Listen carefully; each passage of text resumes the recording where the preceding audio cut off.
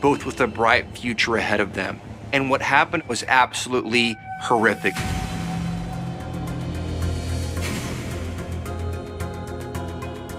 The whole 19 years, I tried so hard to raise a good kid. You know, someone like them, they just took seconds to take away from me. A rancher found a body in a blue blanket by the pond. Then investigators get another phone call that's eerily similar. He was also bound with the same brown tape. I like his energy, he likes my energy. They wanted to get what they felt like they deserved, some sort of payback. I was mad. I'm a victim. I told her, are you ready? She's gonna get it. They were not going to stop. You're like a Bonnie Tyler.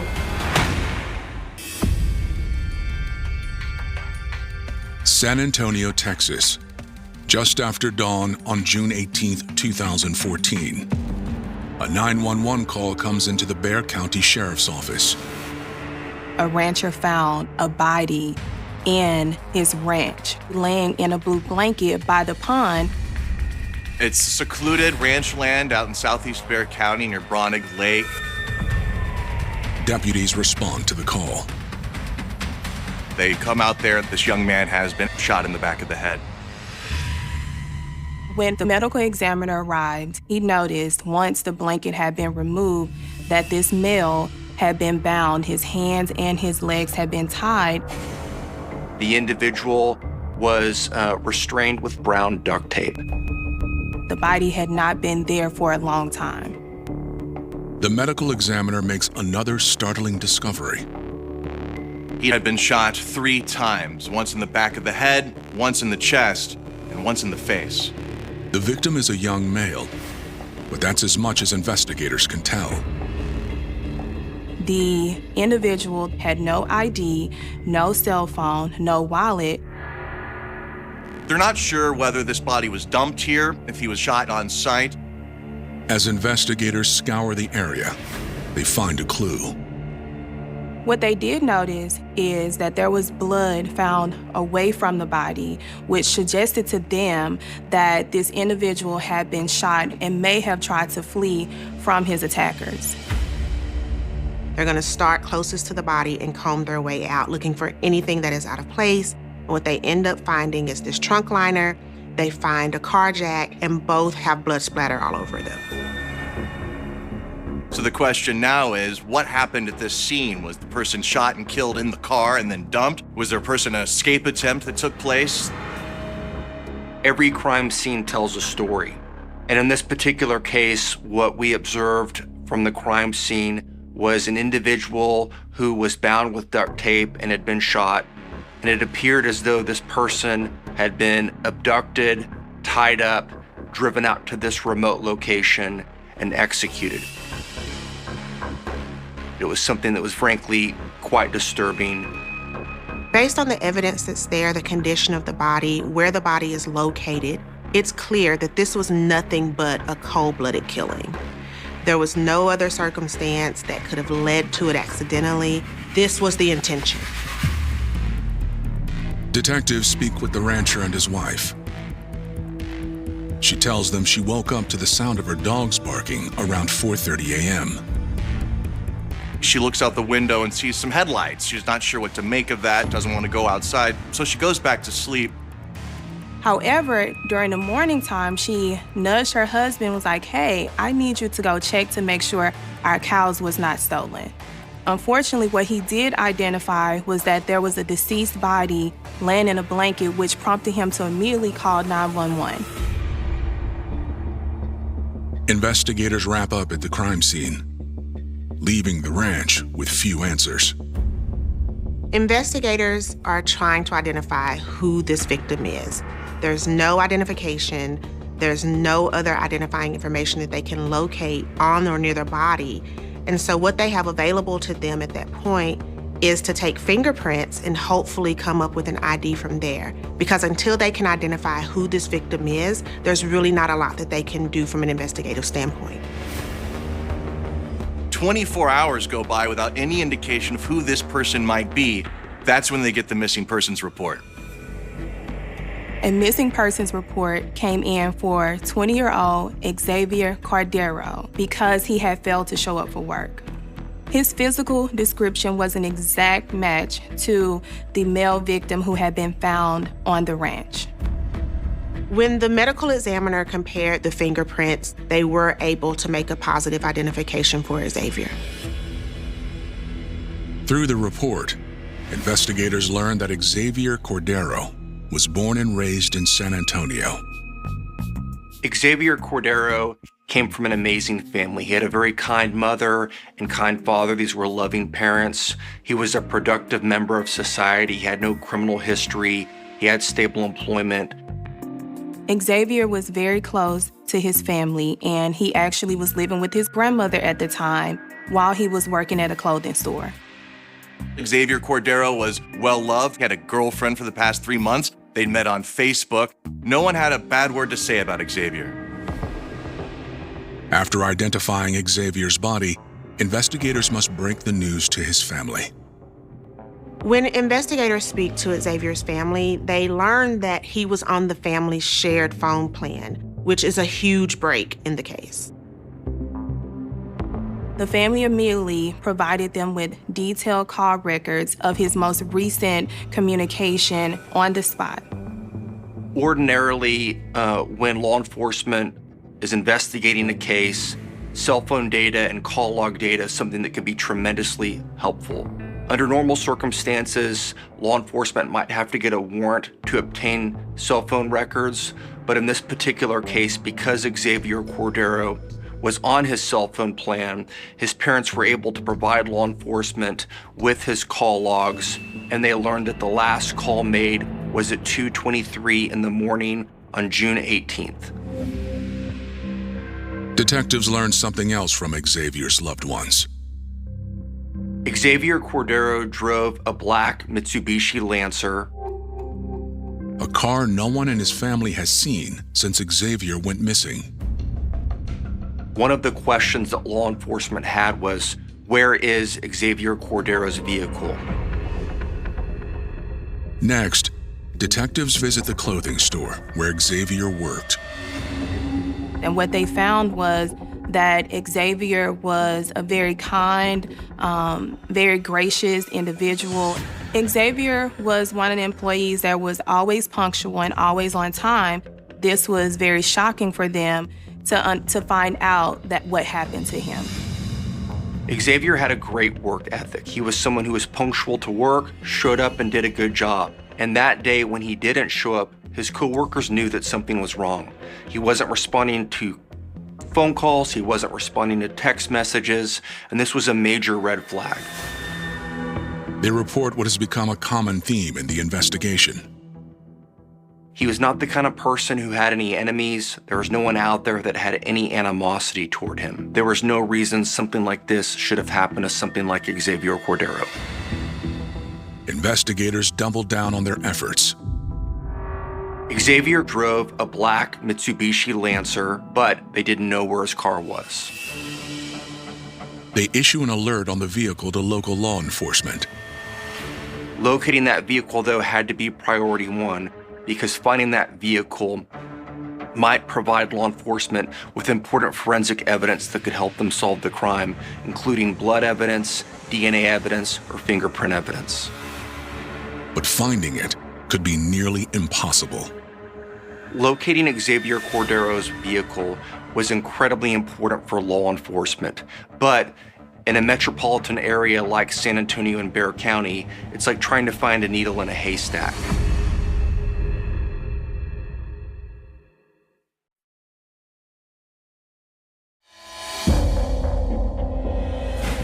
The day after the body of 20-year-old Xavier Cordero was found on a rural Texas ranch, San Antonio investigators look for his missing Mitsubishi Lancer.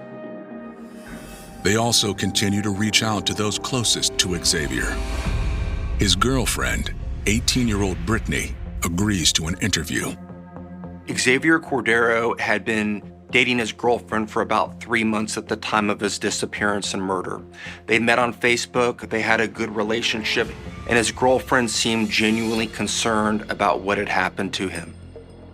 So Brittany is able to tell the investigators that Xavier had actually been spending most nights with her at her apartment. The night he went missing, he left her place around 2:30 a.m. She told them that he didn't really provide her with a clear answer about where he was going when he left that evening. She walked him to his car, and they made plans to go to the mall the next day around lunchtime. Brittany says Xavier left in his prized Mitsubishi Lancer. But she says she never heard from him again.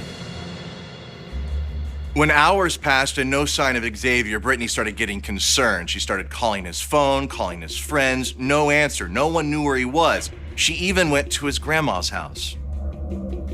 After her several attempts of trying to identify where Xavier was, she then decided to use social media to reach out to individuals to see if they knew where Xavier was, and she ended up messaging an individual by the name of Dee. Brittany said that Xavier and Dee had kind of a strained on-again, off-again relationship. She says, "Do you know where Xavier is?" Dee told her that Xavier was in jail. She knew that wasn't true. His girlfriend didn't really find credible because he was not the type of person to get into trouble with the law. And that certainly was something that made her suspicious. Brittany doesn't know Dee's address, but agrees to show them where he lives. Once deputies were able to make contact with Dee and asked him about the statement he made to Brittany that Xavier was in jail, he admitted to the deputies that he had made that story up. That it was all just a joke, that he was essentially pranking Brittany, that he didn't know what had happened to Xavier, that at that point he didn't even know that Xavier was deceased. They got a DNA swab. They met with him, they searched his apartment, and ultimately, Dee was fully cooperative and eliminated as a suspect. Brittany is also ruled out. Xavier's girlfriend was genuinely concerned about his well-being, whereabouts, and wanting to know what had happened to him. She was fully cooperative with law enforcement and was doing everything within her power to help them find answers to their questions. With still no sign of Xavier's car and no suspects, investigators turn back to the one piece of evidence they have left. When investigators hit a dead end for the leads that they currently had, what they decided to do was they decided to go back to the phone records and dial the last number that Xavier called at 2:23 a.m. And to their surprise, a female answered the phone. They're able to make contact with 19-year-old Antoinette Martinez. She tells them she's Xavier's ex-girlfriend. She's currently babysitting, kind of busy right now, but she would be willing to go down and speak with them at a later time. The next day, Antoinette sits down with investigators at the Bexar County Sheriff's Office. She says she and Xavier broke up about 3 months ago, but stayed in touch. She admitted that from time to time, even though they were broken up, they would still spend time together. She indicated that she had an on-again, off-again relationship with Xavier Cordero. They weren't necessarily dating. It was just kind of a casual, romantic relationship, if you will. And she told law enforcement the last time she had seen him was the night before his disappearance. She claims that Xavier reached out to her on June 17th asking if he could come over. She said yes, but he never showed. She didn't find that too odd, said that had happened in the past, kind of flaky in that regard. Before they release her, investigators have one final question. Detectives asked Antoinette point blank, did she have anything to do with Xavier's murder? And she was adamant she had absolutely nothing to do with his killing. Based on law enforcement's initial contact with Antoinette, the information she provided to them didn't really raise any red flags, so they didn't really consider her a suspect. The interview is another dead end. Then, investigators get word of a new development. A patrol officer spotted Xavier's 2010 Mitsubishi Lancer located by a dumpster. Police transported Xavier's vehicle to a lot to be tested for forensics. They checked for fingerprints, they checked for DNA, and they checked for blood, and ultimately they were able to obtain some hits that helped them further the investigation. They find blood inside the trunk and fingerprints on the door handle of the driver's side of the Lancer. Law enforcement observed that the trunk liner to the car was missing. This was consistent with the trunk liner that was found by Xavier's body and led them to believe that Xavier had been tied up, put in the trunk of his own vehicle, driven to the pasture, and executed. Investigators clearly have a very heinous crime on their hands. However, at this point, they don't have any firm leads or evidence that will lead them to who could have done this. For 10 days, the investigation stalls until another gruesome discovery puts all of Bexar County on high alert. June 30th, Bexar County investigators get another phone call that's eerily similar. Another young Hispanic man found shot to death in a rural area.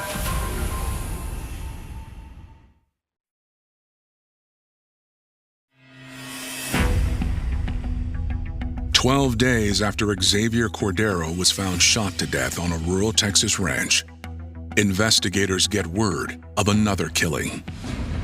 An individual was visiting from New York and was looking at property in the greater San Antonio area. While reviewing property, and this was rural land, he was kind of in a cornfield type area, and he noticed a distinct odor, something very foul. When he walked towards that odor, he observed a partially decomposed body. Just like Xavier, this young man had been shot in the back of the head. He was also bound the same way with his hands and legs with the same brown tape that appeared to be a part of Xavier's murder. So at this point, investigators have two individuals that have been murdered. Both young men, both Hispanic males, both bound, both shot. So it seems like these two incidents are connected. It seems like there's an MO here. It seems like there's a pattern of behavior that exists between these two incidents that would lead investigators to think that the same people may be responsible. Investigators aren't sure if they have a serial killer on their hands, so they alert surrounding counties. Detectives get a call from the San Antonio Police Department about a missing persons case. Stephen Rendon had been reported to the San Antonio Police Department as a missing person. When they located the remains by the cornfield, the individual there was wearing clothes consistent with those last seen being worn by Stephen Rendon. Later, the medical examiner in the autopsy was able to confirm that the person found by the cornfield was in fact the same Stephen Rendon that had been reported missing. 19-year-old Stephen's mother, Kathy Chavez, filed the report 3 days earlier. Detectives break the news to her. I just thought, that maybe they're gonna call, just talk to me a little bit more and stuff like that. I didn't even think anything more than that. So when they came in, they introduced themselves and everything, and they kind of told me just a little bit, just like, that they had found, someone out there. It was Stephen that we found. Stephen's mom had no idea who would want to hurt her son. He was like an old soul, he didn't go out or anything like that, parties and stuff like that, that some of the kids will have parties or whatever.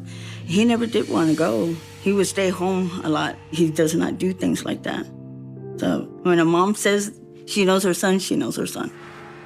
Stephen was a really good kid. I was blessed to have a kid just like him.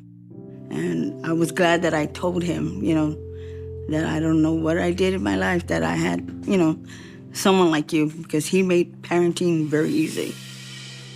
When he was going into the 6th grade, I just told him that, you're going to be in band, so I just wanted to keep him busy, and he just like, okay, and it was a good choice, because he loved it.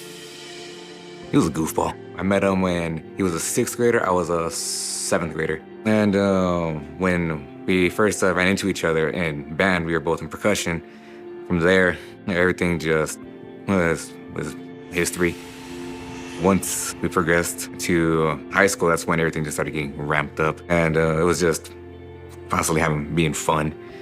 Just being around him. At Harlandale High School, Stephen was in the elite drum line. Snare drum. That was his thing, and he was really good at it because he could read the music. So I was a band parent, Went to all the competitions, went, all the football games. He didn't drink. He didn't smoke. He was into cars. After high school, Stephen attended night school to become a mechanic. He wanted to have a shop. He wanted to be that person to where he doesn't charge a lot. Because how mechanics, they tend to try to get you for everything that's wrong with your car.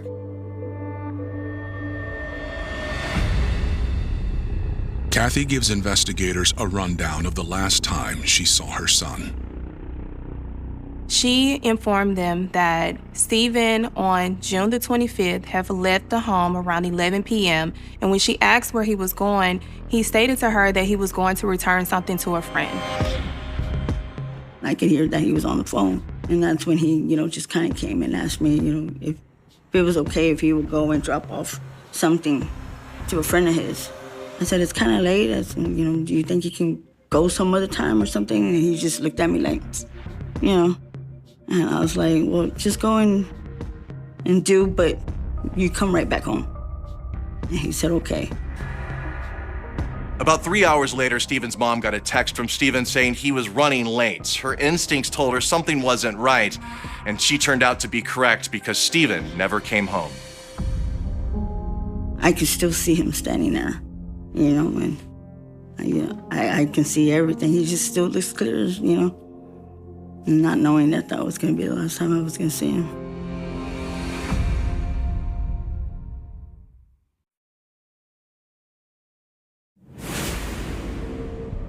As investigators speak with the mother of murder victim Stephen Rendon, they learn about another potential connection between Stephen and Xavier Cordero.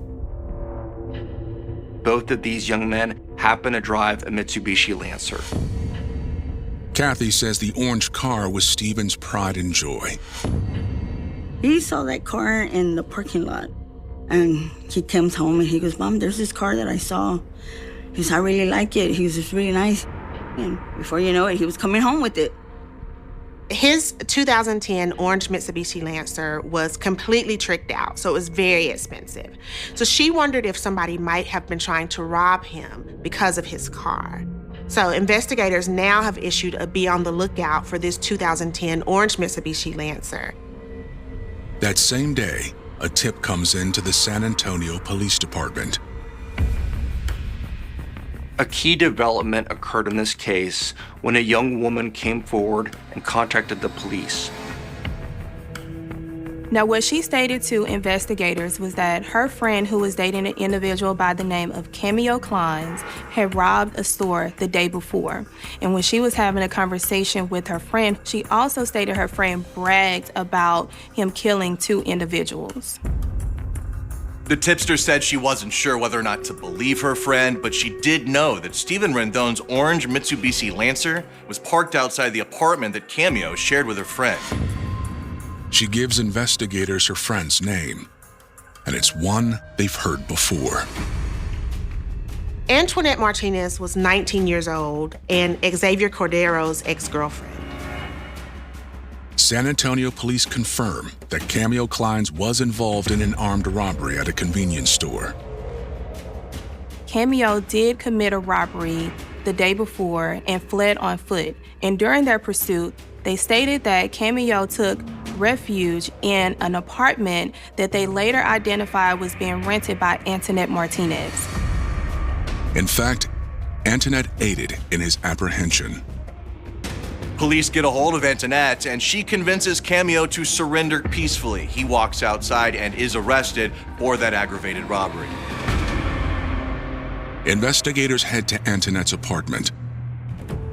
Bexar County investigators was able to secure a search warrant, and when they arrived to the location, they identified and located the 2010 orange Mitsubishi Lancer in the parking lot. Antoinette agrees to go to the station for questioning as police conduct the search. When they do these search warrants, they look everywhere. They don't leave any stone unturned. They actually find IDs in the tank of the toilet in the restroom submerged in the water. Investigators find a treasure trove of evidence.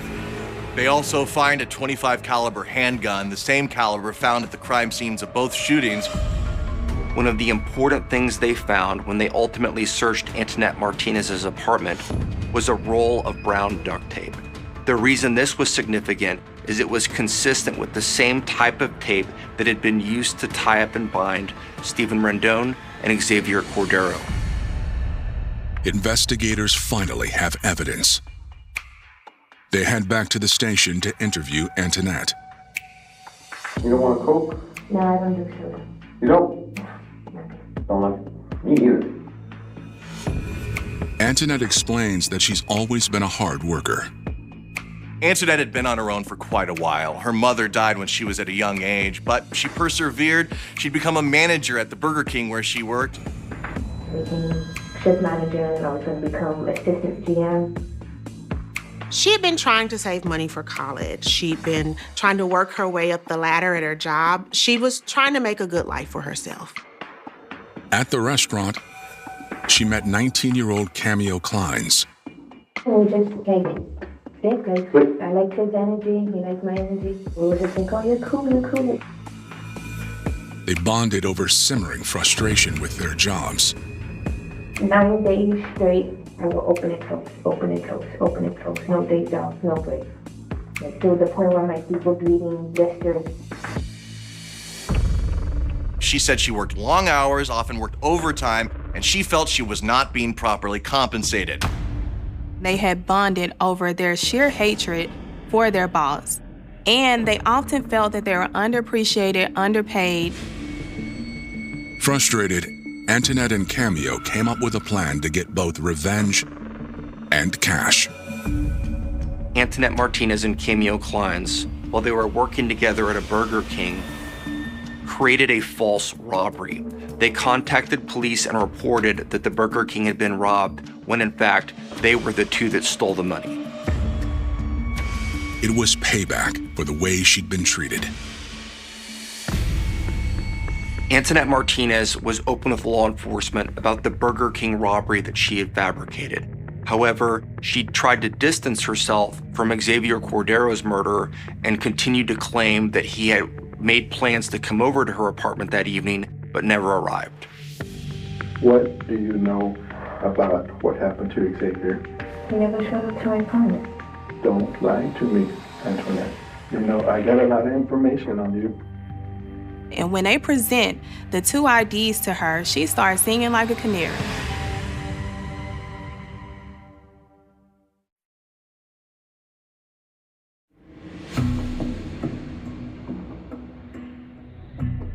When investigators confront Antoinette Martinez with an ID from a murder victim found inside her apartment, the 19-year-old starts to talk. Although she got money from the Burger King robbery, it wasn't enough. She needed more money, she had bills to pay, she had to pay her rent. That's when Antoinette made the decision to zero in on her ex-boyfriend, Xavier.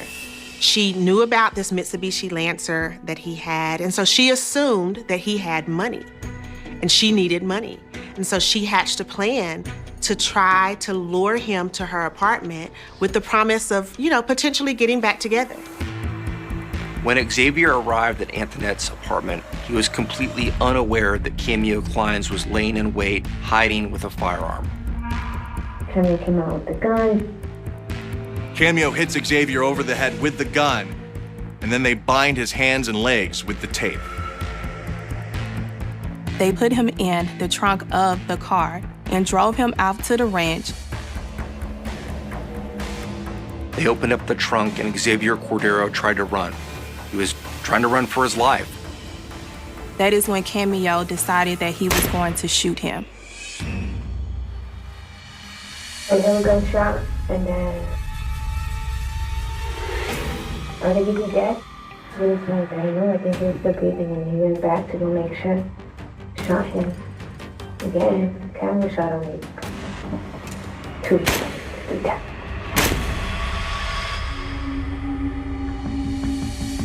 How much money did he have? I know it's more than 125 and less than 250. Xavier didn't have the big money that they thought he had. And so now they decide that they need to plan another crime and find another victim. Like a Bonnie Clyde, we would just Click together. Yeah. Like Bonnie and Clyde. She planned for them to continue robbing and murdering people. This led ultimately to the abduction, robbery, and murder of Stephen Rendon. Your intention was to do this fake profile to do what? Get another victim.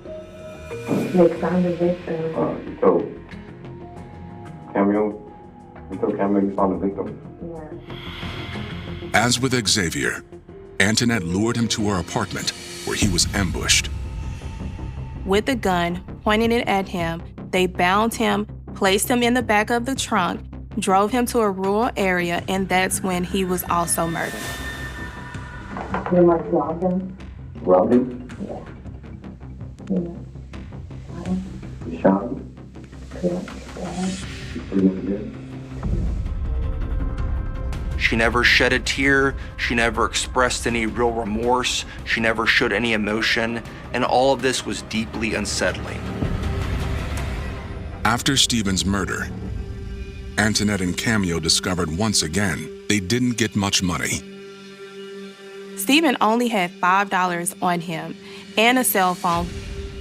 They did take his cell phone to a mall kiosk and sell it for $170. So all told, from this killing, they got $175. They wanted to go out and commit these robberies as payback to get what they felt that they deserved. Antoinette is clear about one thing. It was Cameo who pulled the trigger, not her. Cameo, unlike Antoinette, is not talking. He's not giving up anything. And so investigators have to come up with a different plan.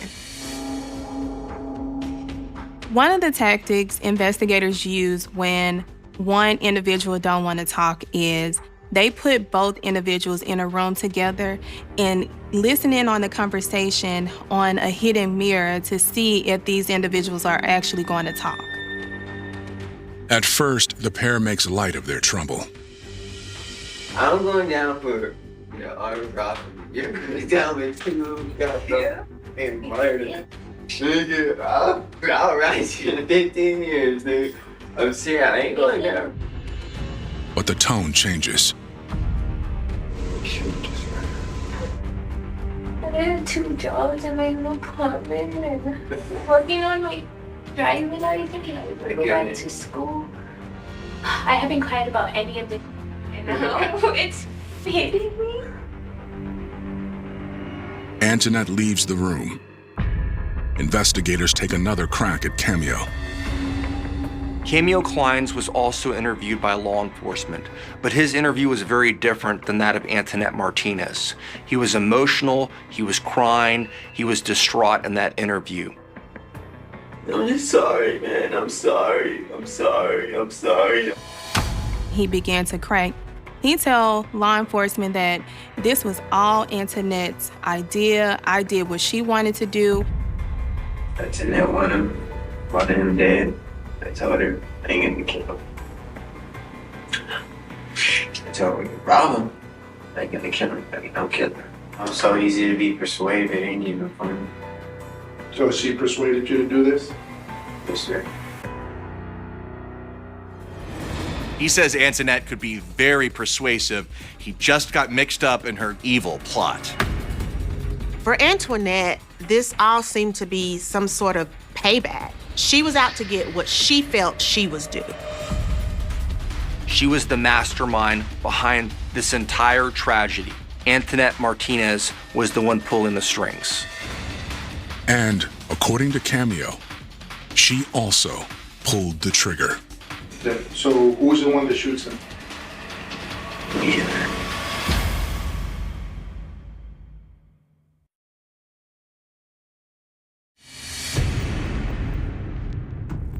under suspicion for 2 murders. Cameo Kleins explains to investigators how he and Antoinette Martinez fired the shots that killed Stephen Rendon. And are you both holding the gun just like this? Okay. Are you ready? Yes. I can hear his soul leaving his body. Really? Alright, okay. Cameo says it was the same for Xavier's death.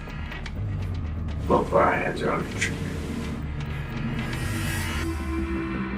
Antoinette and Cameo are each charged with 2 counts of capital murder. To be indicted for capital murder means that there has to be some aggravating offense. And in this particular incident, the aggravated robbery was that offense that allowed it to be bumped up to capital murder.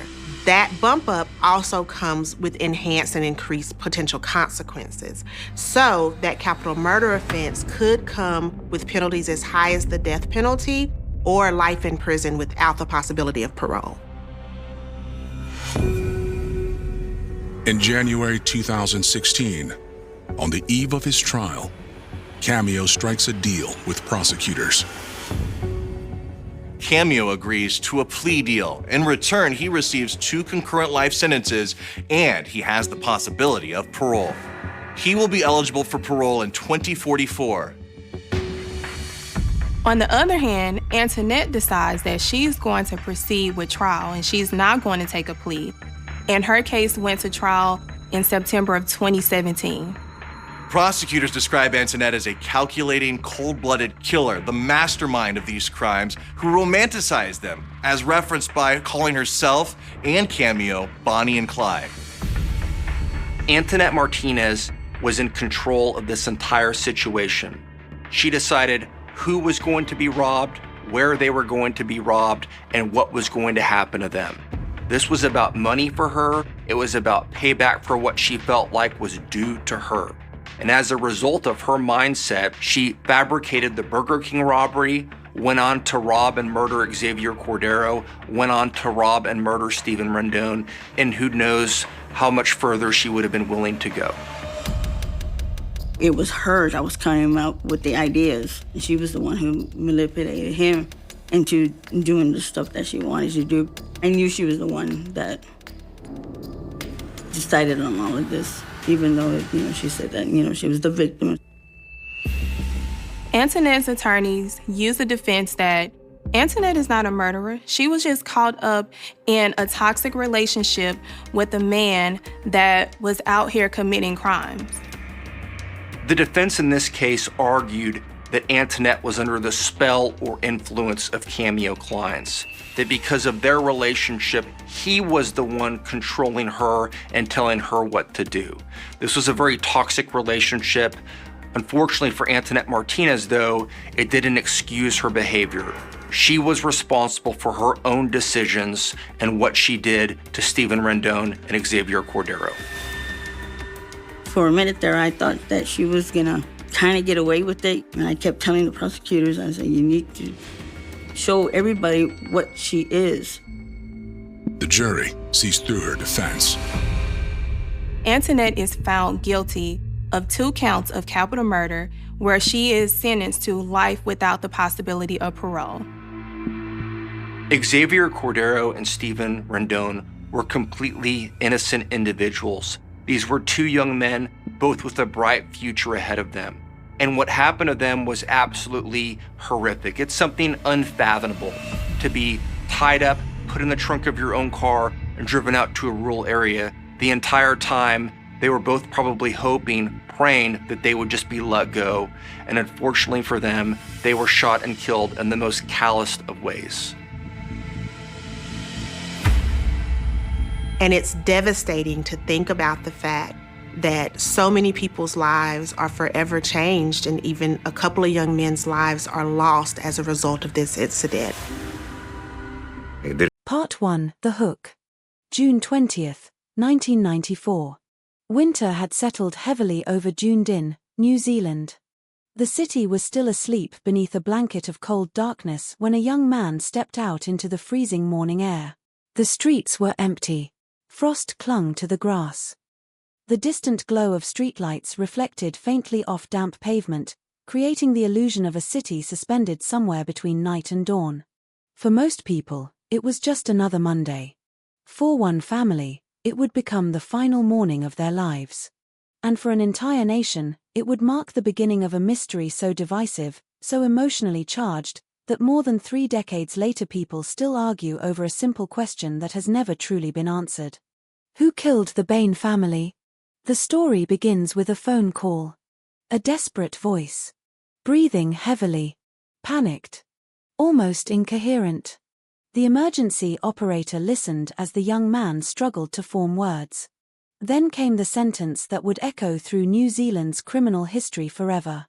There are 5 dead people in my house. 5 dead people. A mother. A father. 2 sisters. A younger brother. An entire family wiped out inside a rundown house on every street in Dunedin. Only one person remained alive. The man making the call. 22-year-old David Bain. At first glance, it looked unimaginable. How could a single family be destroyed in one morning? Who would commit such a crime? Why? And perhaps most importantly, who survived? In the hours that followed, police officers entered a scene unlike anything many of them had ever witnessed. Room after room revealed unimaginable horror. Bodies lay where they had fallen. Blood-stained walls, carpets, and furniture. The silence inside the house felt unnatural. Heavy. Oppressive. Like the building itself had become a witness. The Bain family home did not resemble the kind of place typically associated with mass murder. There were no signs of wealth. No glamorous secrets. No sprawling estate hiding behind tall gates.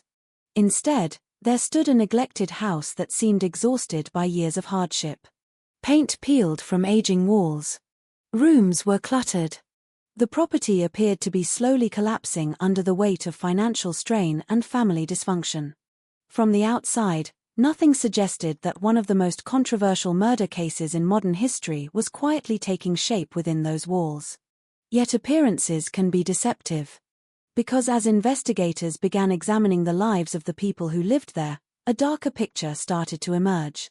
The Bain family was not a family at peace. Behind closed doors existed tension.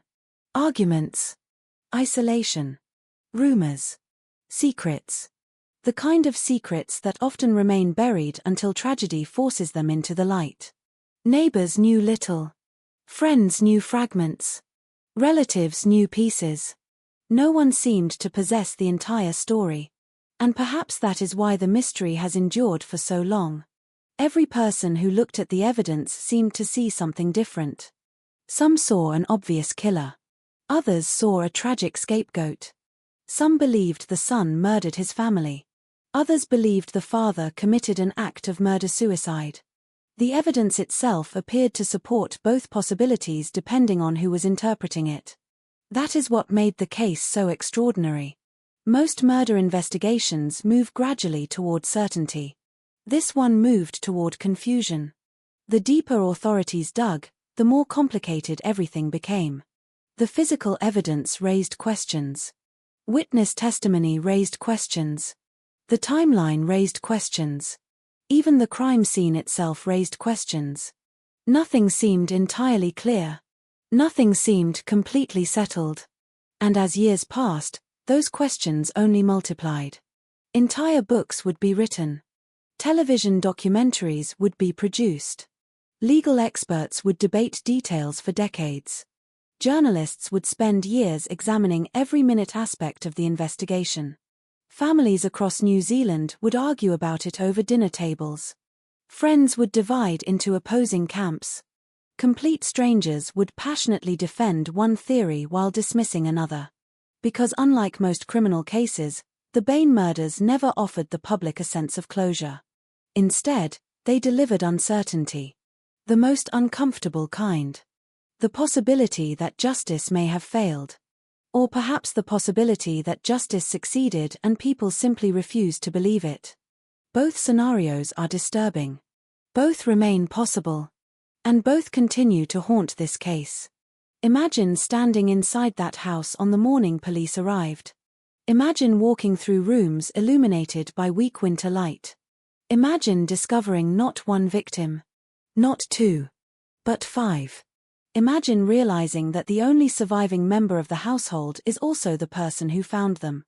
Immediately, suspicion and sympathy become tangled together. Was David Bain the sole survivor of an unimaginable tragedy? Or was he the architect of it? That question transformed him into one of the most controversial figures in New Zealand history. To some, he became a victim. To others, a monster. To many, he became something even more unsettling.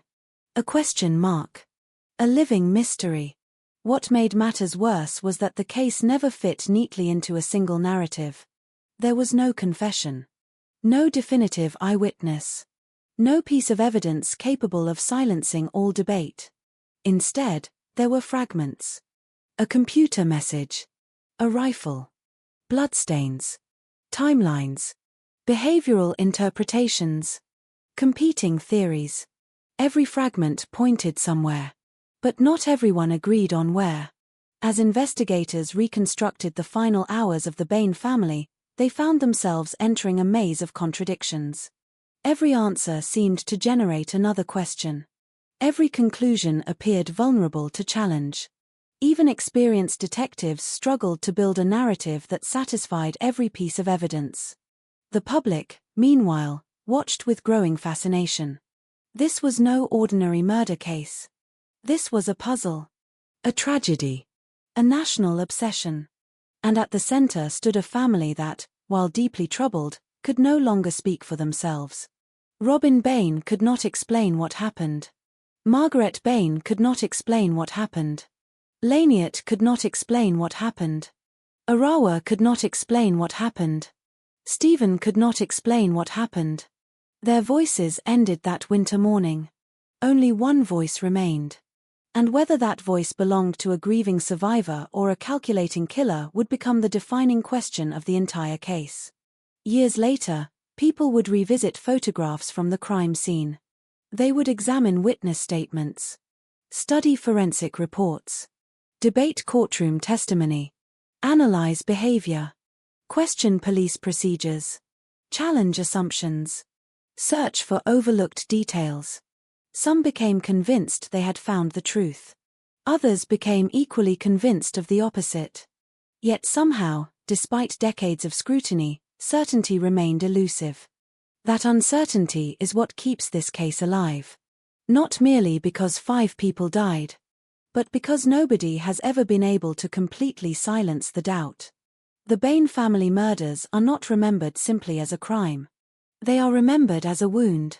A wound within the justice system. A wound within public trust.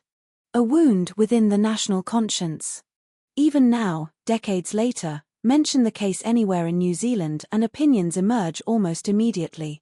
People choose sides. Arguments begin. Evidence is revisited. Old emotions return. The dead remain dead. The questions remain unanswered.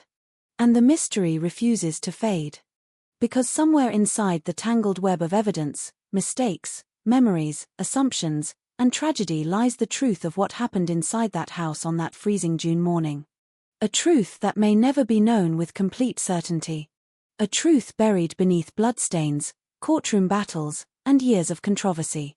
A truth that turned an ordinary family home into one of the most infamous crime scenes in New Zealand history. And before we can understand the murders themselves, before we can examine suspects, evidence, motives, and theories, we must first understand the people whose lives were intertwined within that house. We must understand the family. The tensions. The secrets. The struggles.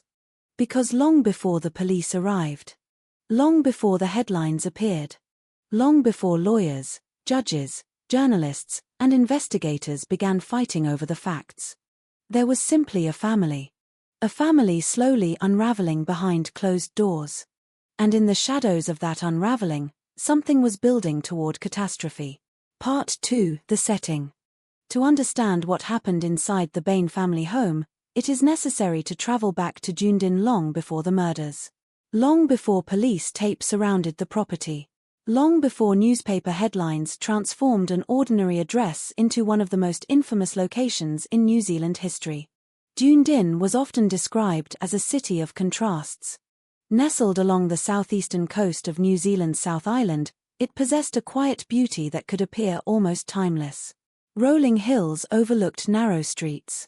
Historic stone buildings stood against a backdrop of grey skies and restless seas.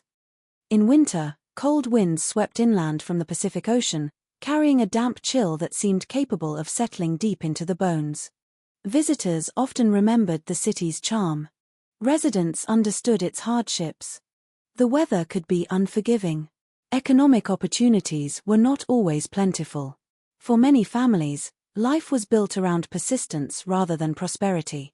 The Bain family lived far from the picturesque image often associated with Dunedin. Their home sat on every street. At first glance it looked unremarkable. Not the kind of house people slowed down to admire. Not the kind of house that appeared on postcards.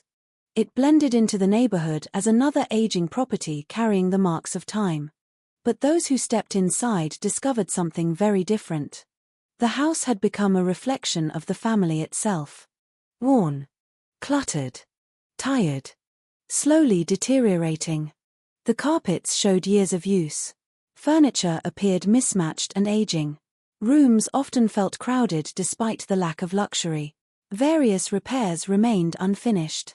The property carried an atmosphere that many visitors later struggled to describe. Some called it neglected. Others described it as depressing. Several simply said it felt strange. There was no single dramatic detail that created this impression. Instead, it emerged from hundreds of smaller details. Peeling paint, poor lighting, a lingering sense of disorder. The feeling that life inside the house was becoming increasingly difficult. For years, the Bain family had been battling financial challenges. Money was scarce.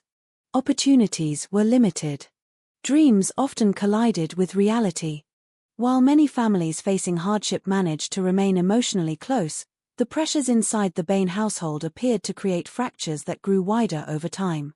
Robin Bain stood at the center of much of that struggle. Tall, intelligent, and deeply religious, he had once been viewed as a man with potential and ambition. He worked as a teacher and possessed strong convictions about faith and education. Yet by the early 1990s, life seemed to be moving in the wrong direction. His professional circumstances had changed. Financial pressure mounted. Responsibility weighed heavily upon him. Those who knew him later described a man who appeared increasingly burdened by disappointment. There is a particular type of exhaustion that develops when someone spends years fighting battles they never seem to win. Not physical exhaustion. Something deeper. A gradual erosion of hope. Some witnesses would later suggest that Robin displayed signs consistent with severe depression. Whether those observations fully captured his mental state remains debated. What is less disputed is that many people perceived him as struggling. His marriage was also facing difficulties. Margaret Bain occupied a complicated role within the family dynamic. As a mother of 4 children, she navigated the challenges of maintaining stability in an increasingly unstable household. Those outside the family rarely saw the private tensions unfolding behind closed doors. Like many troubled marriages, the conflict did not always reveal itself publicly. Arguments remained inside the home. Frustrations accumulated quietly. Resentments lingered. Over time, relationships that once appeared functional began showing signs of strain. The Bain children grew up within this environment. Each responded differently. Each carried their own hopes, fears, and frustrations. David Bain, the eldest son, often appeared socially awkward and somewhat isolated. He had interests that set him apart from others. Friends and acquaintances sometimes described him as unusual but generally harmless. He spent significant amounts of time alone. He enjoyed music. He participated in religious activities. He appeared to drift between periods of ambition and uncertainty. At 22 years old, he still lived at home. His future remained largely undefined. Like many young adults, he seemed caught between adolescence and adulthood. Arawa Bain was often described as thoughtful and academically capable. She carried aspirations that extended beyond the limitations of her family's circumstances. Those who knew her frequently spoke of intelligence and determination. She represented the possibility of escape. The possibility that education might create opportunities unavailable to previous generations. Laniet Bain's relationship with the family appeared more complicated. As she grew older, tensions reportedly developed between her and various family members. Some accounts suggest emotional distance. Others suggest deeper conflicts. Many of these claims emerged years later and remain difficult to verify with certainty. Yet almost everyone agrees that Laniet's relationship with the household was far from simple. Stephen Bain, the youngest child, was only 14 years old. He occupied an age suspended between childhood and adolescence. Too young to fully understand the adult problems surrounding him. Old enough to sense that something was wrong. Children often become experts at reading emotional atmospheres. Even when adults attempt to hide conflict, young people notice changes in tone, body language, and silence. Stephen lived within an environment where tension frequently occupied the spaces between words. By the early 1990s, the Bain family existed under constant pressure. Financial stress. Emotional stress. Relationship stress. Each problem fed into the next. A difficult month became a difficult year. A difficult year became a difficult life. Yet from the outside, catastrophe remained invisible. This is one of the unsettling realities present in many true crime cases. The final tragedy often appears sudden. The conditions that produced it may have been developing for years. Neighbors occasionally noticed signs that all was not well. The house itself became part of the conversation. Its declining condition attracted attention. Its appearance suggested a family struggling to keep pace with ordinary life. But few people imagined the depth of the difficulties hidden inside. Most families possess private realities that never become public. Arguments remain behind closed doors. Financial concerns remain unspoken. Personal disappointments remain concealed. The Bain family was no exception. What made their story different was what happened after those private realities collided with unimaginable violence. Years later, investigators, journalists, and legal experts would examine nearly every aspect of life inside the house. Nothing was considered too small. A conversation. A diary entry. A financial record. A personal relationship. Every detail became potential evidence. Every memory became subject to scrutiny. As public fascination grew, the family home itself acquired an almost mythological status. People wanted to understand what kind of environment could produce such a devastating outcome. Could years of dysfunction have pushed someone toward violence? Could hidden conflicts explain the murders? Could psychological pressure have reached a breaking point? The house seemed to hold clues. Yet houses cannot testify. Walls absorb secrets. They do not reveal them. That silence became one of the defining characteristics of the Bain case. So many questions. So few definitive answers. Even before the murders, stories surrounding the family often contained contradictions. Different individuals remembered events differently. Different witnesses offered different interpretations. One person might describe tension. Another might describe normal family conflict. One person might see warning signs. Another might see nothing unusual at all. Human memory is imperfect. Human perception is subjective. The Bain family existed within that uncertainty long before police arrived. Winter deepened across Dunedin during June of 1994. The mornings grew darker. The air grew colder. Inside the Bain household, ordinary routines continued. People woke up, attended school, worked, studied, argued, dreamed, planned. Life moved forward one day at a time. Nobody outside the family knew that history was approaching. Nobody knew that within days, the address on every street would become known across the nation. Nobody knew that journalists would spend decades discussing the people who lived there. Nobody knew that courtrooms would eventually battle over competing versions of reality. At that moment, the Bain family remained exactly what they had always been. A family carrying burdens. A family living with tension. A family trying, in their own imperfect ways, to survive. The tragedy had not yet occurred. The headlines had not yet been written. The crime scene did not yet exist. There was only a house standing quietly beneath the winter sky. A house filled with secrets, frustrations, hopes, disappointments, and unanswered questions. A house where 5 people would soon lose their lives.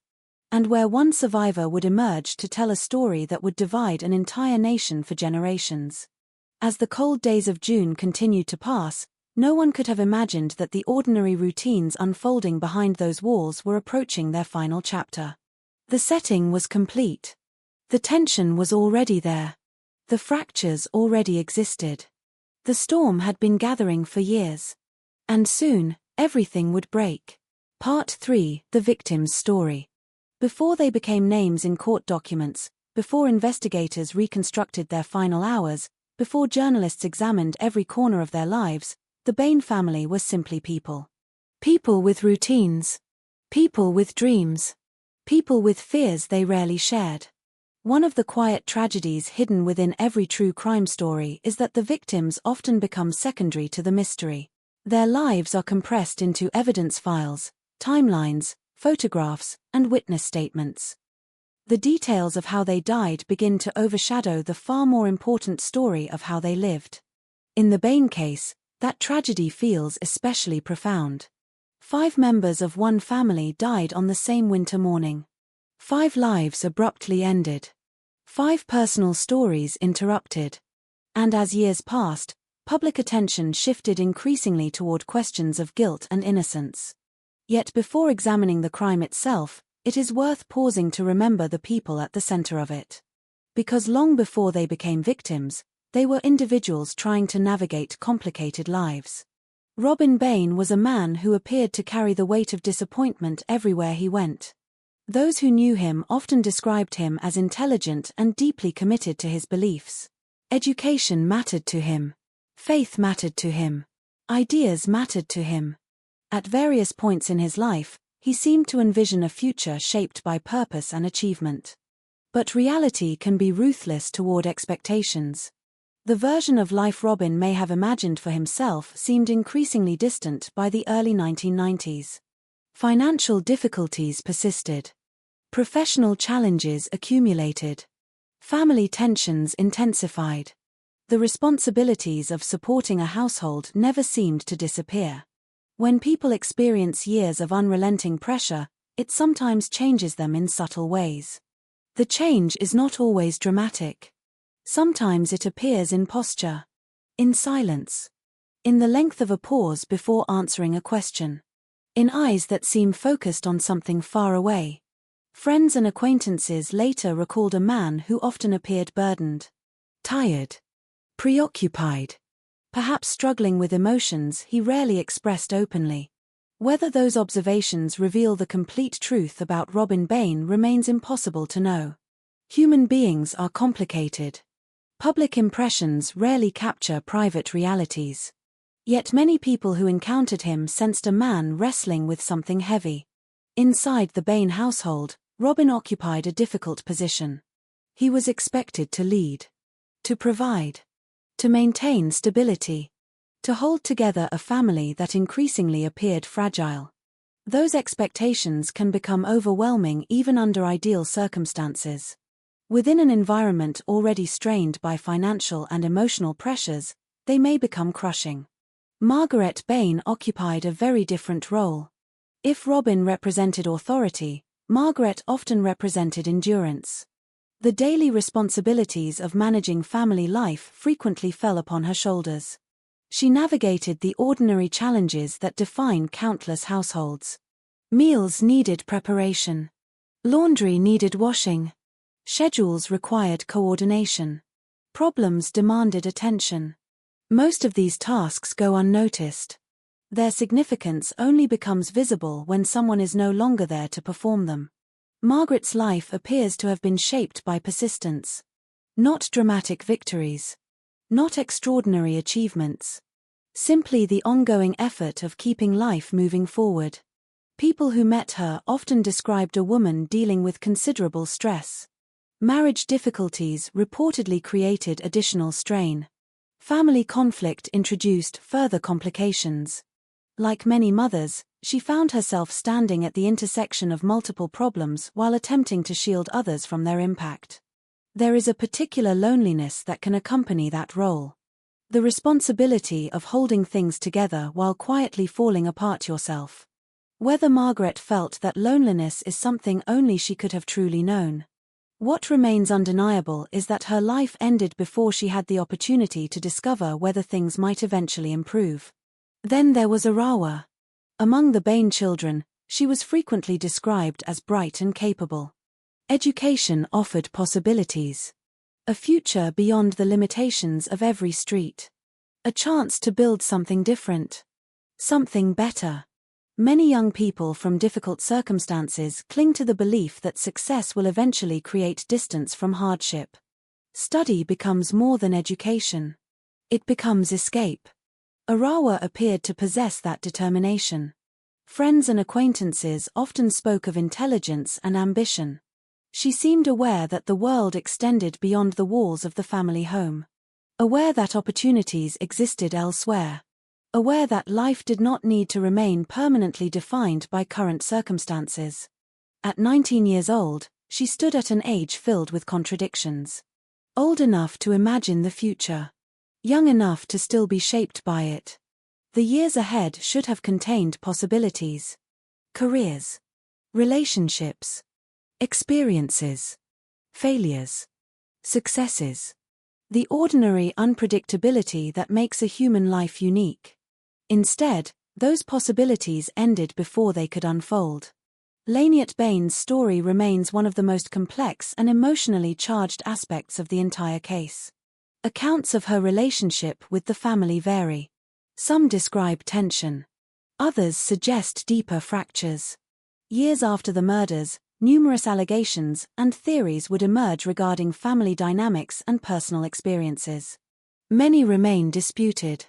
Many remain impossible to verify completely. What is clear is that Laniet's connection to the household appears to have differed from that of her siblings. At 18 years old, she was in the process of defining her own identity. The transition from adolescence into adulthood is rarely smooth. For some, it becomes a period of conflict. A struggle for independence. A search for belonging. A desire to escape environments that feel restrictive. People who knew Laniet often described someone determined to chart her own path. Someone unwilling to simply accept circumstances. Someone capable of challenging expectations. Those qualities can create both opportunity and friction. Especially within families already experiencing tension. Yet beyond every theory, every allegation, every courtroom argument, one fact remains painfully simple. Laniet never had the chance to tell her own story. Others would spend decades speaking about her. Interpreting her experiences. Analyzing her relationships. Debating her significance to the case. Her own voice, however, was permanently silenced. Stephen Bain was the youngest member of the family. 14 years old. An age when childhood has not quite disappeared but adulthood remains distant. At 14, life is often measured in shorter increments. The next school holiday. The next birthday. The next weekend. The future feels endless because there is still so much of it ahead. Stephen's life existed largely within that space. School. Friends. Family.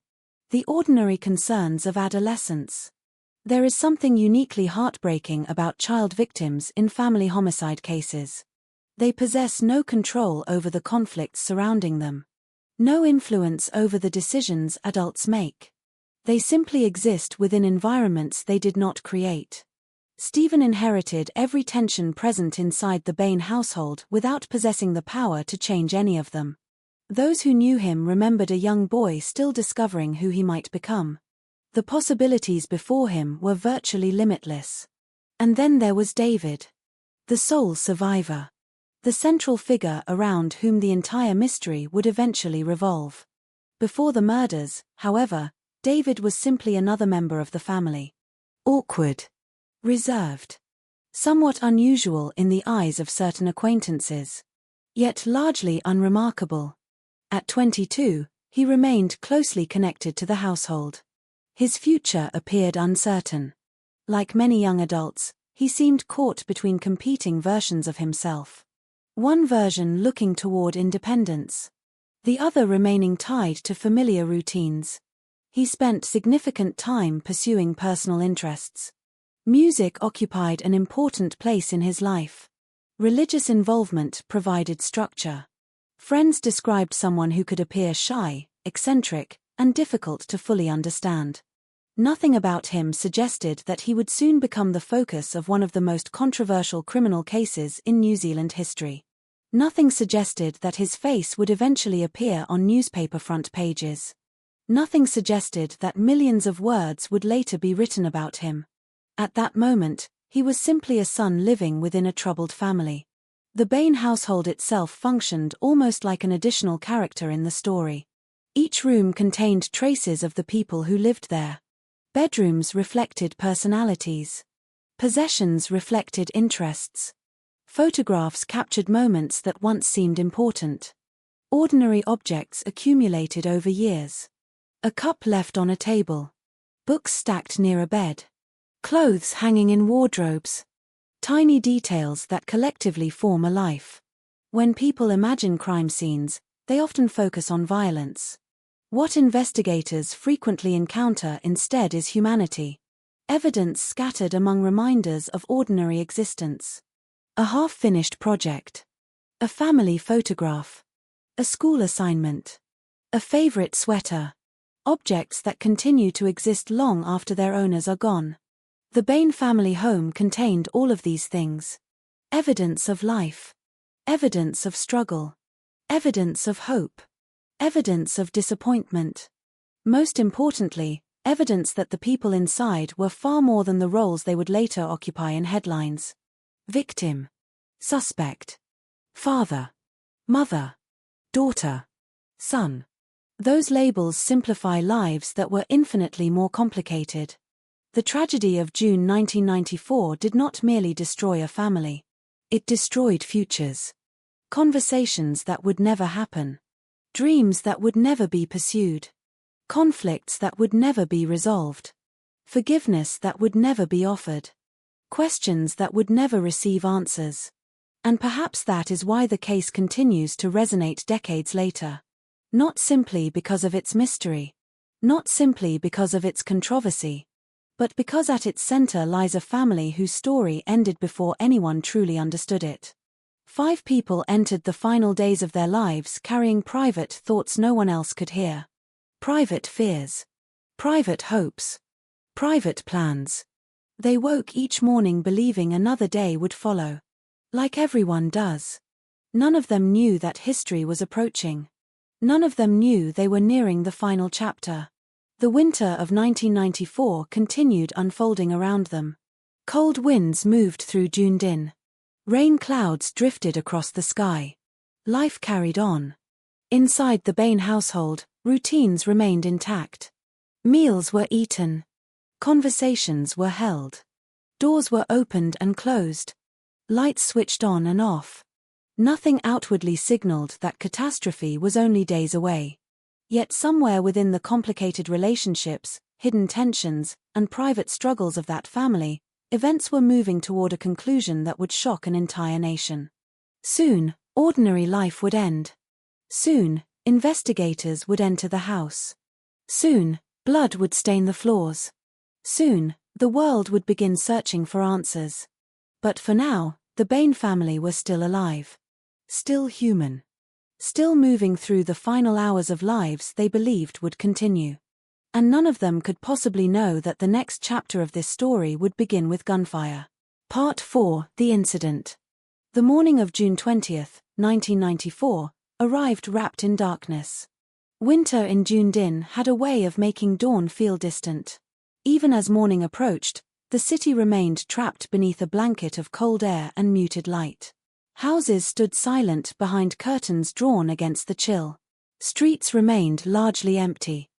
Most residents were still asleep, unaware that one of the most controversial criminal cases in New Zealand history was unfolding in a modest home on every street. Exactly what happened inside that house during the early hours of that morning remains the central mystery of the entire case. Decades later, investigators, lawyers, journalists, authors, and ordinary citizens would continue debating the sequence of events.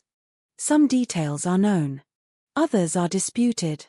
Many remain trapped forever within a house whose victims could no longer speak. Somewhere between midnight and sunrise, the final chapter of the Bain family began. Inside the home, the routines of ordinary life had come to an end. Bedrooms that had sheltered dreams, arguments, worries, and conversations for years would soon become something else entirely. The exact order of events has never been established beyond doubt. That uncertainty is important. Because the Bain case is not a story where every piece fits neatly into place. It is a story built around unanswered questions. Yet despite the uncertainty, one fact stands beyond dispute. By the end of that morning, 5 members of the Bain family would be dead. The house itself offered no warning. From outside, it appeared unchanged. No flashing lights. No shattered windows. No obvious signs of catastrophe. The neighborhood remained quiet. The rest of the city continued sleeping. But inside, violence had entered a family home. The weapon at the center of the tragedy was a rifle. A familiar object within the household. Not an unknown weapon carried in by a stranger from the outside world. That detail would later become one of countless points of controversy. Investigators would spend years examining its significance. Defense teams would challenge interpretations. Prosecutors would present theories. Experts would disagree. But in those early morning hours, none of that existed yet. There was only the reality of what had occurred. At some point before sunrise, members of the Bain family encountered their killer. Whether they were asleep, whether they were awake, whether they understood what was happening, those answers remain uncertain. What is known is that the violence moved through the household with devastating finality. Room by room, life by life. The home that had contained years of family history became the scene of unimaginable loss. One of the most haunting aspects of family homicide cases is their intimacy. The victims are not random. They are connected. They share meals, conversations, memories, birthdays, arguments, entire lifetimes. Violence within such a setting carries a different emotional weight.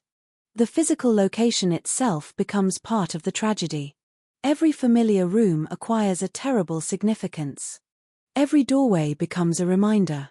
Every hallway becomes a silent witness. As darkness lingered outside, the events inside the Bain home moved toward their conclusion. 5 lives ended. 1 life remained. And somewhere within those final moments lay the answer to a question that would divide a nation. Who was responsible? At the center of that mystery stood David Bain. According to his account, the morning began with an ordinary activity. He left the house to complete his newspaper delivery route. The route was part of his regular routine. A familiar responsibility. Nothing extraordinary.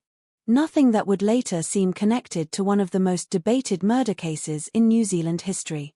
As he moved through the cold streets before dawn, the house remained behind him. Dark. Quiet. Still. At least from the outside. The image would later become deeply embedded within public discussion. A young man cycling through the winter darkness while tragedy allegedly unfolded elsewhere. Supporters of David Bain would point to that image as evidence. Critics would view it differently. The interpretation depended entirely upon which theory one believed. That division would eventually define the case. Hours later, David returned home. What happened next became one of the most analyzed moments in New Zealand criminal history. According to his account, he entered the house and made a horrifying discovery. One by one, he found members of his family dead. The scene confronting him was beyond comprehension. Not a single victim. Not an accident.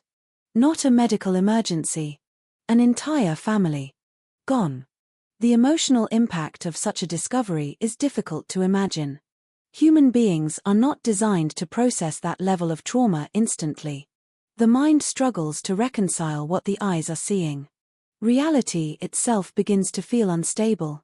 Shock can distort memory. Confusion can overwhelm logic. Panic can replace coherent thought. Those psychological realities would later become important because investigators and jurors would spend years evaluating David's behavior after the discovery. How did he react? What did he say? What did he do first? Were his actions consistent with innocence or guilt? The debate would never fully disappear. After the discovery came the emergency call. A call that would become one of the most significant pieces of evidence associated with the case. The voice heard during that call sounded distressed. Breathing heavily. Struggling to communicate the scale of what had happened. The words themselves seemed almost impossible to comprehend. 5 people dead. Inside one house. Inside one family. The operator receiving the call could not yet understand the historical significance of the conversation. Neither could police officers dispatched to the scene. At that moment, they believed they were responding to a tragedy. They did not yet realize they were entering a mystery. When officers arrived, they encountered a situation unlike anything most experienced during their careers. The atmosphere inside the house was overwhelming. Silence dominated the rooms. The ordinary sounds of family life had vanished. No conversations. No movement. No signs of routine existence. Only the aftermath. Even experienced investigators sometimes speak about certain crime scenes remaining with them forever. Not because of graphic details, but because of emotional impact. Certain locations seem to absorb tragedy. The Bain home would become one of those places. As officers moved through the property, the scale of the devastation became clear. 5 victims. 5 separate lives. One family destroyed. Questions emerged immediately. Who would commit such a crime? Why? How? The possibility of an outside intruder naturally had to be considered. So did other explanations. Every homicide investigation begins with uncertainty. Investigators collect facts before conclusions. But even in those earliest moments, attention inevitably focused upon one extraordinary detail. Only one member of the household remained alive. David Bain. The sole survivor. In many criminal investigations, surviving family members are treated primarily as witnesses. Sometimes they are victims themselves. Sometimes they hold critical information. Occasionally they become suspects. The distinction is not always immediately obvious. In the Bain case, that distinction would become the central issue. Because from the very beginning, 2 competing narratives emerged. The first suggested an unthinkable act of family murder carried out by David Bain. The second suggested that Robin Bain had killed members of his family before taking his own life. Those 2 theories would dominate public discussion for decades. Everything that followed would revolve around determining which version of events most accurately reflected reality. Yet during the first hours after the murders, certainty remained elusive.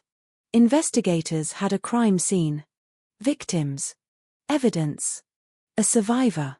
What they did not have was a clear explanation. As daylight slowly spread across Dunedin, the story began reaching the outside world. News traveled quickly. An entire family had been found dead. The details were shocking. The scale of the tragedy almost impossible to comprehend. Communities respond differently to murder. But family annihilation creates a particular kind of horror. People instinctively try to understand it. To identify motives. To find explanations.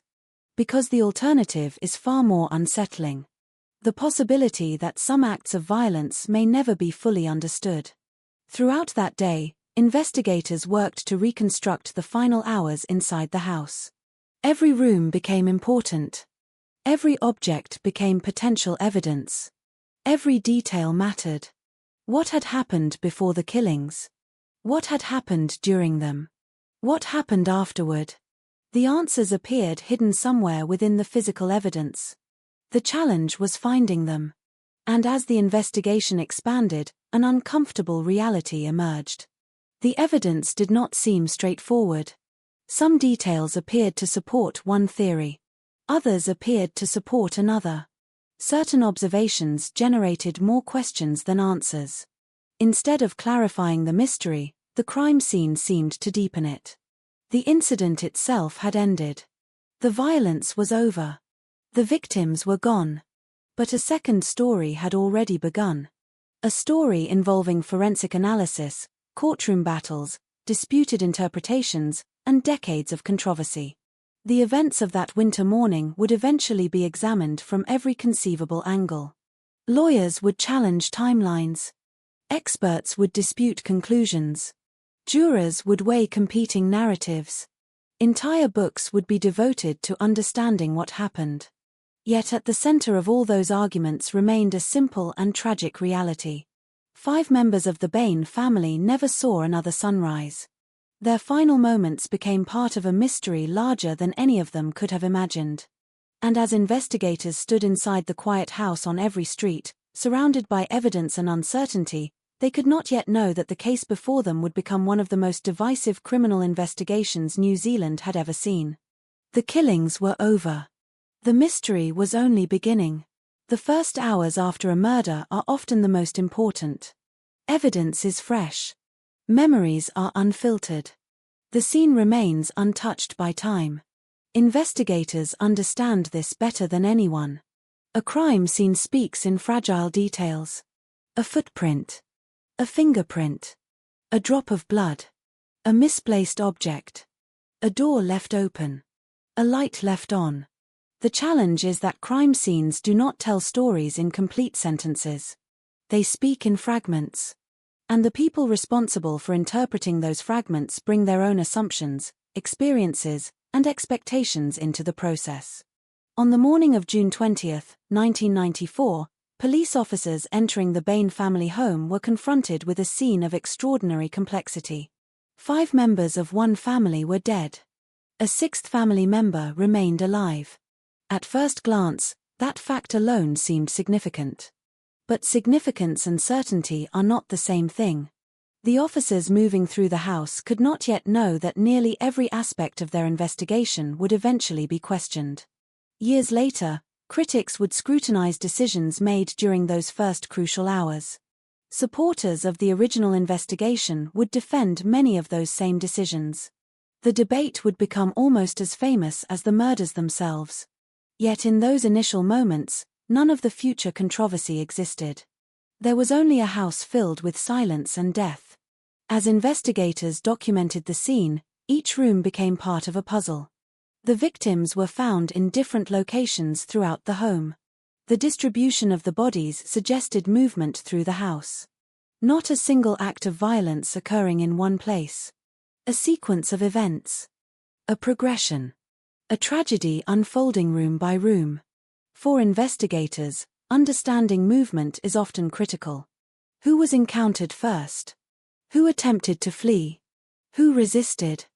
Who was caught unaware?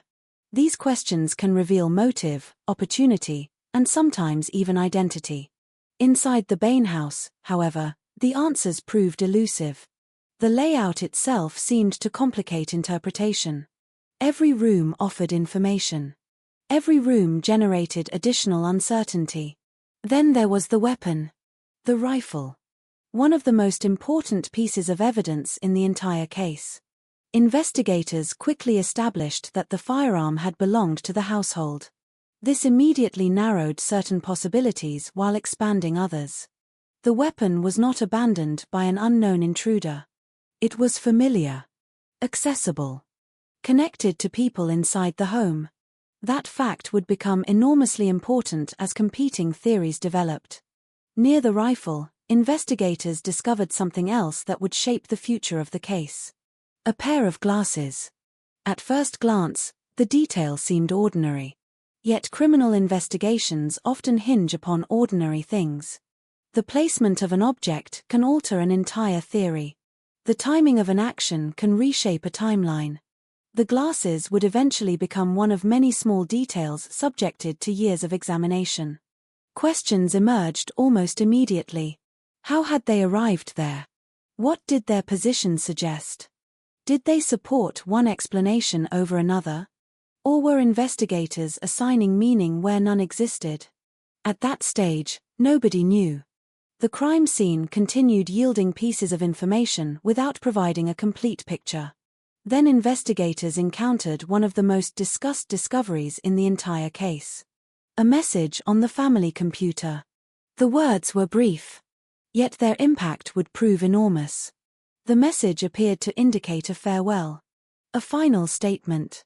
Something that could potentially support the theory that the murders had been followed by suicide. To some investigators, the discovery seemed significant. To others, it immediately raised additional questions. Who had typed it? When had it been written? Under what circumstances? A message can reveal intent. It can also mislead. The challenge was determining which possibility applied here. The computer itself became a focal point of the investigation. Forensic analysis would later attempt to reconstruct timelines and user activity. Every minute mattered. Every action mattered. Because somewhere within those details might lie the answer to the central mystery. As investigators worked, attention naturally focused on David Bain. The only survivor. The individual who reported the deaths. The person who had discovered the bodies. In many homicide investigations, surviving family members become essential sources of information. They provide context, relationships, possible motives, potential suspects. But when an entire household is destroyed and only one person remains alive, scrutiny inevitably intensifies. Investigators observed David closely. His appearance, his statements, his emotional reactions, his behavior. Everything became important. Some officers reportedly found aspects of his behavior unusual. Others viewed his reactions as consistent with extreme shock. This distinction would become one of the most divisive elements of the case. Human beings do not respond to trauma in identical ways. Some cry. Some become silent. Some appear detached. Some become irrational. The public often expects grief to follow a specific script. Reality is rarely that simple. Yet investigators are trained to evaluate behavior because occasionally unusual conduct can indicate deception. The difficulty lies in distinguishing between trauma and guilt. The Bain investigation would spend years wrestling with that distinction. As evidence accumulated, detectives began constructing a timeline. Timelines are among the most powerful tools in criminal investigations. If investigators can determine where individuals were and what they were doing during critical moments, possibilities begin to narrow. In theory, timelines create clarity. In practice, they often create conflict. The timeline surrounding the Bain murders proved extraordinarily controversial. David's newspaper delivery route became a major point of interest. When exactly had he left? When exactly had he returned? Could the murders have occurred while he was gone? Or did the evidence suggest something different? Every answer seemed to produce additional questions. Nothing fit perfectly. The uncertainty became even more troubling when investigators examined physical evidence throughout the house. Blood patterns. Body positions. The condition of various rooms. Each detail appeared capable of supporting multiple interpretations. Crime scenes often tell a coherent story when viewed as a whole. The Bain house seemed to tell several stories simultaneously. That ambiguity frustrated investigators. It would later frustrate jurors, lawyers, and the public as well. Complicating matters further were concerns that emerged regarding preservation of the crime scene itself.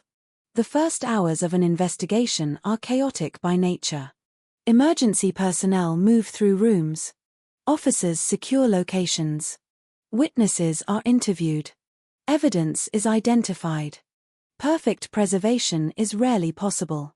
Years later, however, critics would argue that mistakes occurred during the handling of the Bain scene. Some claimed evidence may not have been documented adequately. Others argued certain opportunities for forensic analysis were lost. Supporters of the investigation countered that officers worked under difficult circumstances and collected substantial evidence. Regardless of which perspective one accepts, the controversy became impossible to separate from the case itself. Because once doubts emerge regarding a crime scene, every subsequent conclusion becomes vulnerable to challenge. A single uncertainty can spread through an investigation like a crack in glass. Over time, the crack grows larger. As detectives continued examining the house, they attempted to understand the final movements of each victim. This task proved emotionally difficult. Each reconstruction required investigators to imagine fear, confusion, and violence. To picture people moving through familiar spaces during unfamiliar horror. To determine who may have heard the first gunshot. Who may have awakened suddenly. Who may have understood what was happening. Who may have fought to survive. The youngest victim, Stephen, became particularly significant within certain investigative theories. His injuries and location generated considerable discussion. Some believed they suggested resistance. Others interpreted them differently. Every detail became contested territory. Nothing remained simple. Outside the house, news of the murders spread rapidly. The public learned basic facts before understanding their implications. 5 family members dead. 1 survivor. A rifle. A mysterious message. The ingredients of a national obsession were already forming. Journalists sought information. Neighbors shared observations. Rumors emerged. Speculation flourished. The tragedy quickly expanded beyond every street. It became a story discussed throughout New Zealand. Yet despite growing public attention, investigators remained trapped within uncertainty. The evidence pointed in different directions. The crime scene seemed both revealing and deceptive. Certain observations appeared compelling until challenged by alternative explanations. What initially looked straightforward became increasingly complicated. This transformation would define the Bain case. Many murder investigations move gradually toward certainty. The Bain investigation moved toward disagreement. The more evidence investigators collected, the more interpretation seemed to matter. Facts existed, but their meaning remained contested. One investigator might see confirmation of guilt. Another might see confirmation of innocence. The same evidence generated opposing conclusions. That phenomenon would eventually spread far beyond law enforcement. It would reach courtrooms, media organizations, legal experts, ordinary citizens. Entire books would later be devoted to explaining why particular pieces of evidence should be understood in one way rather than another. Yet on that first day, investigators still believed answers could be found. Somewhere within the bloodstains. Somewhere within the timeline. Somewhere within the computer message. Somewhere within the rifle. Somewhere within the house itself. The challenge was identifying which clues revealed truth and which merely created illusion. As daylight faded and the first stage of the investigation drew to a close, detectives possessed a growing collection of evidence but no universally accepted explanation. The crime scene had provided information. It had also created confusion. The house had yielded clues. It had also generated mysteries. And among all those mysteries, one question towered above every other. Was the sole survivor a devastated witness to an unimaginable crime? Or was he the person responsible for it? The answer seemed hidden somewhere inside the evidence. The problem was that the evidence refused to speak with one voice. And that silence would haunt the investigation for decades to come. Every murder investigation begins with a question. The Bain investigation began with hundreds. As detectives left the crime scene and entered the next phase of their work, the challenge before them was immense. 5 people were dead. The surviving member of the household had reported the crime. Physical evidence existed, but much of it appeared open to interpretation. Public attention was growing rapidly. Pressure mounted with every passing day. Investigators knew that somewhere within the evidence lay an explanation. The problem was that the explanation remained hidden beneath layers of uncertainty. The first major task involved reconstructing the final hours of the Bain family. Detectives began interviewing friends, relatives, neighbors, teachers, acquaintances, and anyone who might possess information about the family dynamic. The goal was simple. Understand the people. Understand the relationships. Understand the tensions. Because murder rarely emerges from a vacuum. Violence often leaves traces before it occurs. Arguments. Threats. Conflicts. Emotional fractures. Investigators searched for anything that might reveal motive. The more they learned about the Bain family, the more complicated the picture became. The household was not viewed as harmonious. Accounts described financial strain, emotional stress, marital difficulties, personal conflicts. The home itself reflected years of hardship. Detectives soon found themselves examining not only physical evidence but also psychology. Family dynamics became central to the investigation. What had relationships been like inside the house? Who argued with whom? Who felt trapped? Who felt hopeless? Who had something to gain? Questions like these rarely produce straightforward answers. Human relationships are messy. People conceal emotions. Families protect secrets. Witnesses remember events differently. The Bain family was no exception. As detectives continued their work, attention increasingly focused on David Bain, the sole survivor. The person who discovered the bodies. The person who called emergency services. The person who occupied the center of the mystery. Initially, investigators approached him as both witness and potential source of information. That changed as evidence began accumulating. Certain observations appeared suspicious. Certain inconsistencies emerged. Certain interpretations pointed toward a troubling possibility. Could the survivor also be the killer? Once investigators begin seriously considering someone as a suspect, every aspect of that person's life comes under scrutiny. David's routines were examined.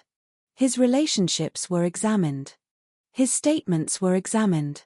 His behavior before the murders and after the murders became subjects of intense analysis. Nothing was considered irrelevant. The newspaper route quickly became a focal point. According to David's account, he had left the house before dawn to complete his deliveries. The timeline mattered enormously. If the murders occurred while he was away, certain theories gained strength. If they occurred at a different time, those same theories weakened. Detectives worked painstakingly to establish exact timings. Witnesses were interviewed. Routes were reconstructed. Distances were calculated. Every minute became important. Yet certainty remained frustratingly elusive.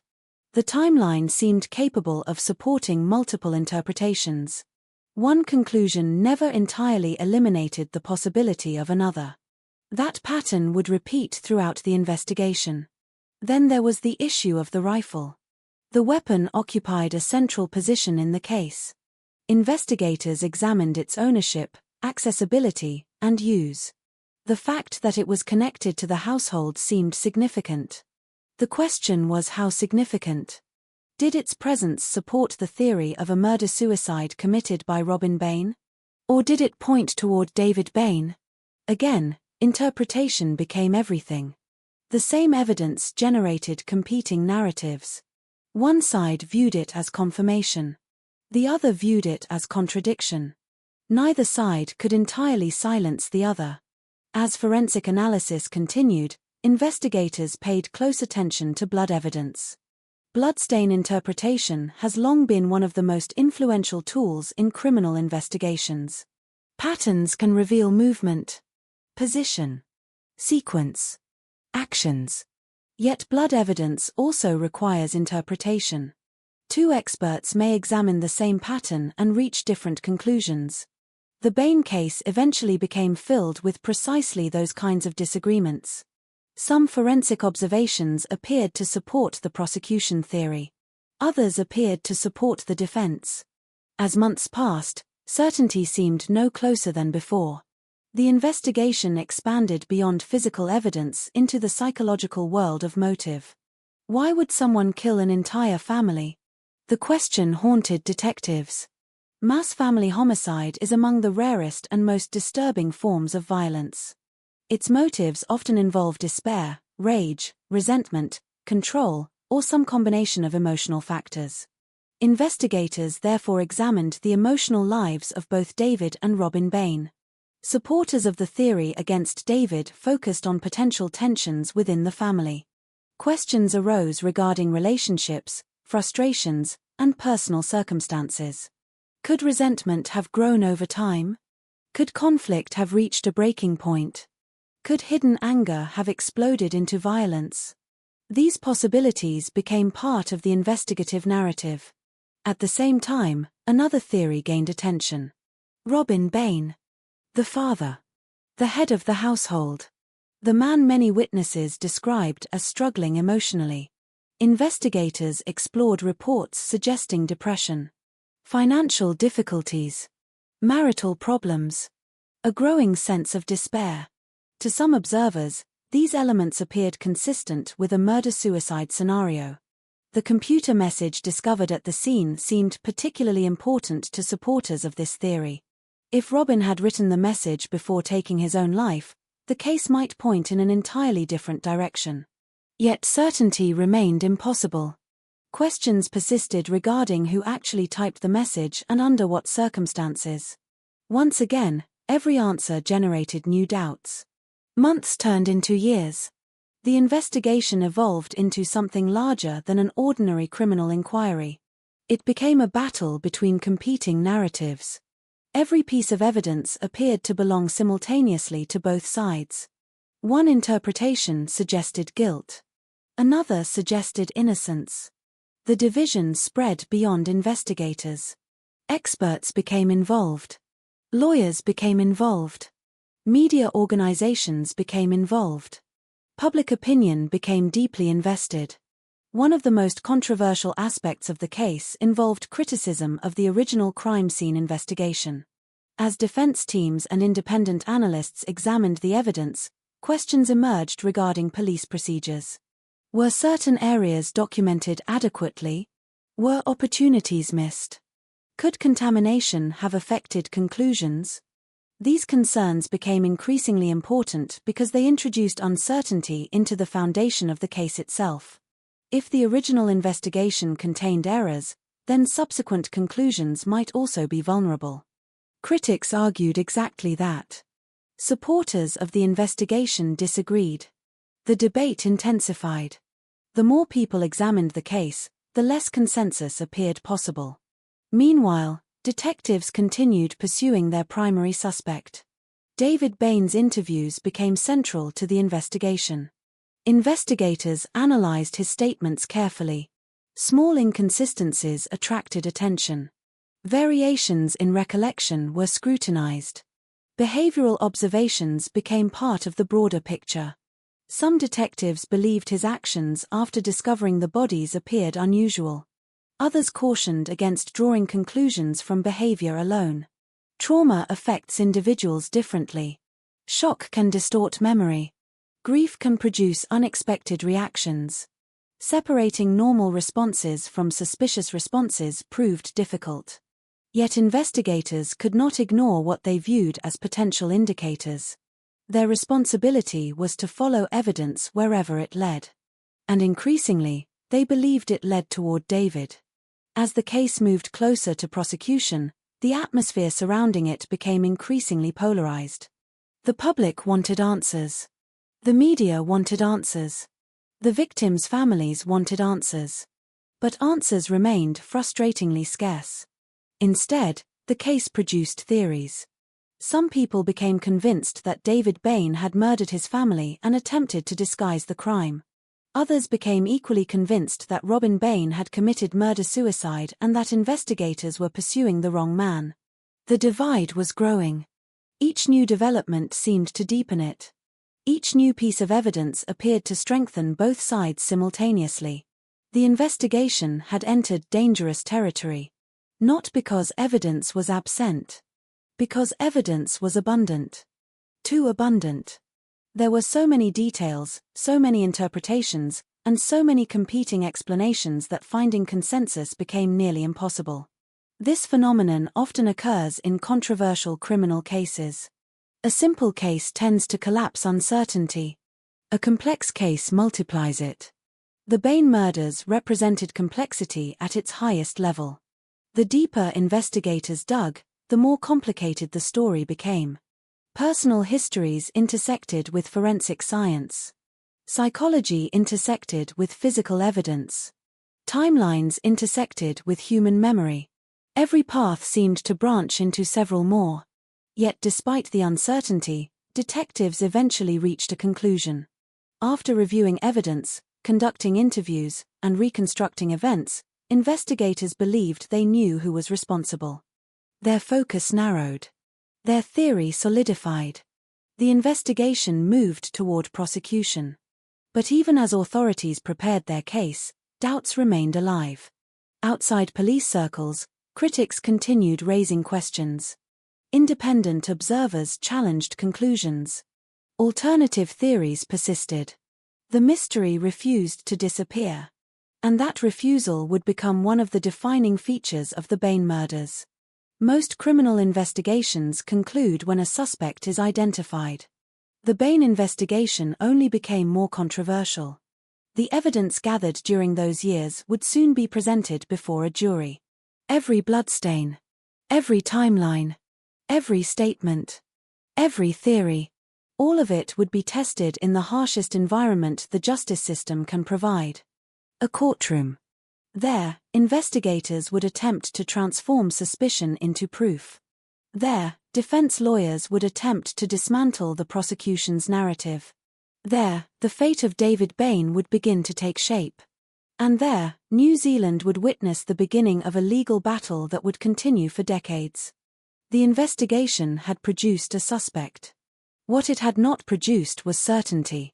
And as the case moved toward trial, uncertainty remained the most powerful force of all. For years, the Bain case seemed trapped inside a maze. Every path investigators followed appeared to lead somewhere meaningful, only to split into multiple directions. Every piece of evidence carried weight, yet somehow that weight never felt decisive. Every theory contained strengths, and every theory contained weaknesses. The deeper people examined the case, the more difficult certainty became. Yet criminal investigations cannot remain suspended forever. Eventually, authorities must decide what the evidence means. They must decide which explanation appears most likely. They must decide whether the available facts justify prosecution. In the Bain case, that moment arrived when investigators became convinced they had found their answer. The breakthrough was not a dramatic confession. There was no eyewitness stepping forward after years of silence. No hidden videotape. No forgotten fingerprint suddenly appearing from the shadows. Instead, the breakthrough emerged through interpretation. A gradual process during which investigators assembled numerous pieces of evidence and concluded that those pieces pointed toward one individual. David Bain. The sole survivor. The son. The man who had reported the deaths. The man whose life was about to become inseparable from one of the most controversial criminal cases in New Zealand history. To understand why investigators reached this conclusion, it is necessary to appreciate how criminal cases are often built. Television dramas frequently portray investigations being solved by a single piece of evidence. Reality is usually different. Most cases are constructed from layers. A timeline here. A forensic observation there. A statement. A behavior. A contradiction. A pattern. Individually, none may seem overwhelming. Collectively, investigators believe they form a picture. By the mid-1990s, police believed they had assembled such a picture. Their theory centered on the idea that David Bain had killed his family and then attempted to create the appearance of a murder-suicide committed by his father. According to this interpretation, the evidence pointed toward planning rather than despair, toward homicide rather than suicide, toward deception rather than survival. Detectives examined David's movements carefully. His newspaper route remained one of the most important aspects of the case. The timeline surrounding his departure and return had been analyzed repeatedly. Investigators believed the available evidence fit more comfortably with their theory than with the alternative explanation. To them, the sequence of events increasingly appeared consistent with David's involvement. At the same time, attention focused heavily on the computer message discovered inside the house. The message became one of the most famous elements of the entire case. Supporters of the murder-suicide theory viewed it as potentially significant evidence pointing toward Robin Bain. Investigators interpreted it differently. Questions emerged regarding when it had been typed, who had access to the computer, how the timing fit within the broader sequence of events. Every detail became important. Every second mattered. Because if the message had been created under circumstances different from what some assumed, its meaning could change dramatically. The debate surrounding the message would continue for decades. But during this stage of the investigation, authorities increasingly viewed it as part of a larger pattern rather than a standalone clue. The rifle also remained central. Its presence at the scene had generated countless discussions. Detectives examined its condition, positioning, and relationship to other evidence. They attempted to determine not merely how it had been used but who had most likely used it. This distinction was crucial. The question was never whether the rifle played a role. The question was whose hands had ultimately controlled it. For investigators, certain aspects of the physical evidence seemed increasingly difficult to reconcile with the murder-suicide theory. As they reviewed reports and forensic findings, confidence in their conclusions grew. Yet outside investigative circles, doubts persisted. Even at this relatively early stage, the Bain case possessed a strange quality. The more certain one group became, the more skeptical another group appeared. Evidence that strengthened one person's confidence often strengthened someone else's doubt. This pattern would eventually define the case. But before the public debate reached its peak, authorities first had to transform their investigative conclusions into legal action. That process required more than suspicion. It required a narrative. A coherent explanation capable of persuading a jury. Prosecutors began building that narrative. The challenge was enormous. Not because evidence was absent. Because evidence was complicated. Jurors would eventually need to understand a vast collection of facts, timelines, forensic observations, and behavioral interpretations. More importantly, they would need to decide which interpretation of those facts appeared most credible. As legal preparations continued, another breakthrough occurred not within the evidence itself, but within the way the case was understood. Investigators increasingly viewed the murders as a crime committed by someone familiar with the house. Someone who understood the layout. Someone who knew the routines of the people inside. Someone capable of moving through the environment without attracting suspicion. This perspective narrowed possibilities significantly. The concept of an unknown intruder gradually lost strength. Attention focused increasingly inward. Toward the family. Toward the survivor. Toward David Bain. Meanwhile, journalists followed developments closely. The public appetite for information seemed endless. Every new detail generated headlines. Every revelation fueled discussion. Across New Zealand, conversations about the Bain case became increasingly common. People debated evidence in workplaces, at dinner tables, inside classrooms, at social gatherings. The murders had evolved from a criminal investigation into a national story. And national stories often develop lives of their own. As public fascination grew, perceptions of David Bain became increasingly polarized. Some viewed him through the lens of suspicion. Others viewed him through the lens of tragedy. To one group, he appeared capable of terrible violence. To another, he appeared trapped inside a nightmare beyond his control. Both interpretations coexisted. Both gathered supporters. Neither disappeared. The psychological dimension of the case also gained prominence. Investigators and prosecutors examined possible motives. What emotional forces could drive someone to kill an entire family? What grievances might exist? What frustrations? What hidden resentments? Family annihilation is difficult to understand precisely because it violates ordinary assumptions about human behavior. The closer the relationship, the more shocking the violence. Yet history contains numerous examples of family members committing unimaginable acts against one another. Prosecutors therefore searched for explanations that could make the crime comprehensible. Not acceptable.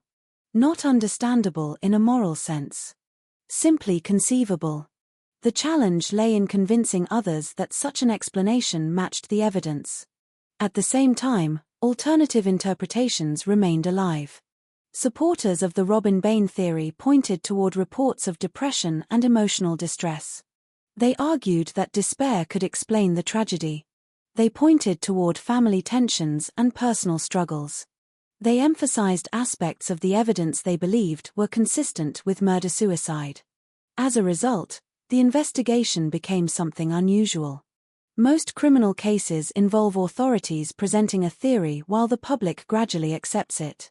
The Bain case produced resistance almost immediately. Competing narratives emerged before legal proceedings even reached their most important stages. That resistance mattered because it demonstrated something critical. The case was not merely about evidence. It was about interpretation. The same facts could lead intelligent people toward opposite conclusions. That reality made the upcoming courtroom battle inevitable. Yet before that battle began, investigators believed they had achieved their breakthrough. After years of analysis, interviews, forensic examination, and reconstruction, they felt they understood what had happened inside the Bain home. Whether others would agree remained another matter entirely. By this stage, the emotional stakes had become enormous. 5 lives had been lost. A surviving family member faced accusations of extraordinary brutality. An entire nation watched. Every development carried significance. Every decision attracted scrutiny. The pressure upon investigators, prosecutors, and defense teams intensified. No matter what happened next, somebody would emerge devastated. If David Bain were guilty, justice demanded accountability. If he were innocent, a terrible mistake threatened to unfold. The possibility of either outcome hung over the case like a shadow. Perhaps that is why the Bain murders generated such extraordinary public interest. The case forced people into uncomfortable territory. Into a world where certainty felt elusive. Into a world where competing narratives seemed equally determined to survive. Yet legal systems cannot operate indefinitely within uncertainty. Eventually, a decision must be made. Charges must be filed. Arguments must be presented. Evidence must be tested. The courtroom becomes the arena where competing versions of reality collide. By the time investigators completed their work, they believed they had reached that point. The breakthrough had occurred. Their suspect had been identified. Their theory had been constructed. Their evidence had been assembled. The next phase would determine whether those conclusions could withstand challenge. And that challenge would be immense. Because the Bain case was about to enter the courtroom, where every assumption would be questioned. Every detail would be examined. Every weakness would be exposed. And where one of the most controversial legal battles in New Zealand history would finally begin. The investigation had found its answer. The nation was still searching for one. A courtroom is not a place where truth is simply revealed. It is a place where truth is constructed, challenged, dismantled, and rebuilt under pressure. In the case of the Bain family murders, that process would become one of the most controversial legal battles New Zealand had ever witnessed. When the trial began, the weight of years of investigation entered the courtroom alongside the people involved. Prosecutors carried with them a theory they believed had been carefully built from evidence, timelines, and forensic interpretation. The defense carried a fundamentally different narrative, one that challenged almost every major conclusion reached by investigators. And at the center of it all stood David Bain, the surviving son of a family wiped out in a single winter morning. The prosecution's case was structured around the idea that the murders were not the result of despair or collapse within the household, but rather an act committed by David Bain himself. They argued that the sequence of events, the condition of the crime scene, and the forensic interpretations supported a scenario in which the survivor was also the killer. In their narrative, the newspaper delivery route became a critical element. It was presented as a timeline anchor, a way to frame the window during which the killings could have occurred. The prosecution sought to show that this window was compatible with David's presence at the scene. Every movement he made that morning was examined, reconstructed, and compared against physical evidence. The rifle, recovered from within the household, was another cornerstone of their argument. Its presence suggested familiarity rather than intrusion. The prosecution emphasized that this was not a weapon brought in by an unknown attacker, but one already embedded within the life of the household. In their view, that detail narrowed the possibilities significantly. They also relied heavily on behavioral interpretation. The aftermath of the discovery, the emergency call, and David's reactions were presented as areas of interest. The prosecution suggested that certain aspects of his conduct did not align with what might be expected from someone discovering such a devastating scene for the first time. Layer by layer, they attempted to construct a narrative in which the physical evidence and human behavior converged toward a single conclusion. The defense, however, dismantled that narrative piece by piece. They began by challenging the assumption that the crime scene had been interpreted correctly. According to the defense, the investigation had been shaped by early conclusions that influenced how evidence was later understood. If those initial assumptions were incorrect, then everything built upon them could also be flawed. One of the defense's most powerful arguments centered on the possibility of a murder-suicide committed by Robin Bain. They presented Robin as a man under immense emotional strain, someone reportedly experiencing depression and psychological distress. In their interpretation, this provided a plausible alternative explanation for the tragedy. The defense emphasized that family tensions and personal struggles had existed within the household. They argued that these factors, combined with Robin's mental state, could explain a scenario in which he had taken the lives of his family before ending his own. The computer message became a focal point of intense dispute. The defense suggested it was consistent with a final act of despair from Robin Bain. The prosecution challenged this interpretation, questioning authorship and timing. What appeared to be a simple piece of text became a battleground of forensic and interpretive disagreement. As the trial progressed, expert witnesses were called to examine forensic evidence.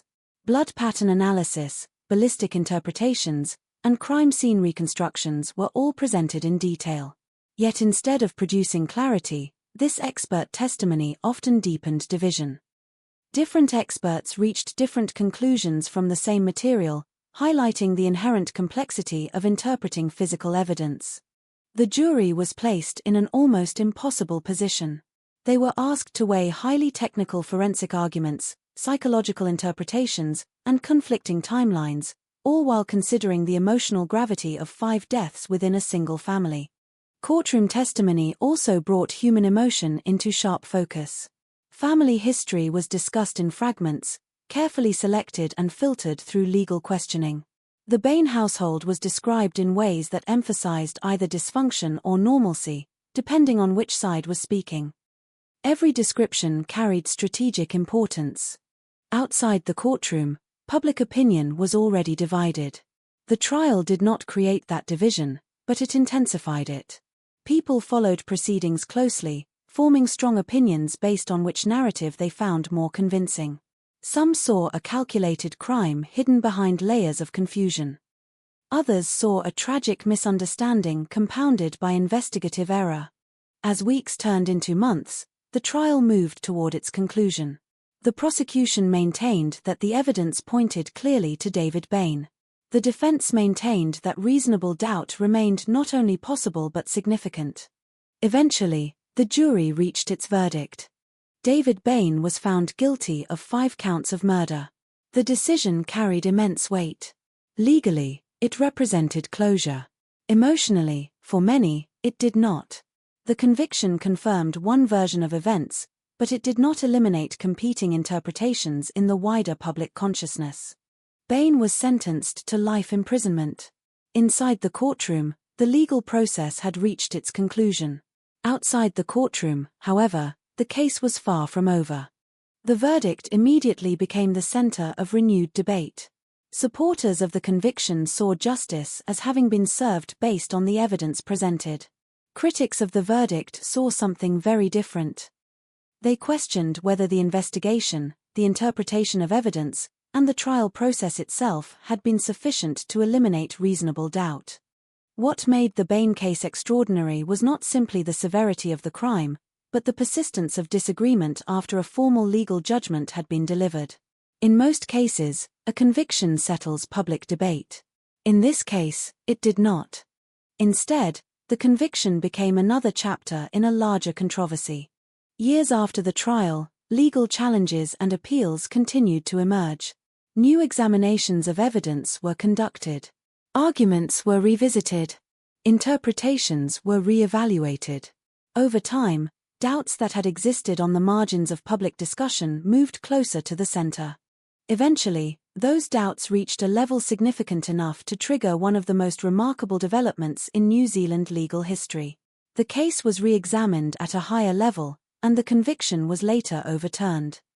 The reasoning behind that decision involved complex legal and evidentiary considerations, reflecting ongoing uncertainty rather than absolute certainty in either direction. What remained consistent throughout all these developments was the absence of a universally accepted explanation. Even after conviction, even after appeal, even after reconsideration, the question at the heart of the case persisted. What exactly happened inside that house on Every Street in June 1994?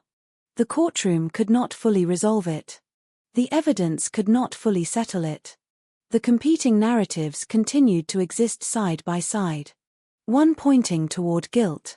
One pointing toward tragedy and possible error. The justice system had spoken, but public interpretation continued to evolve.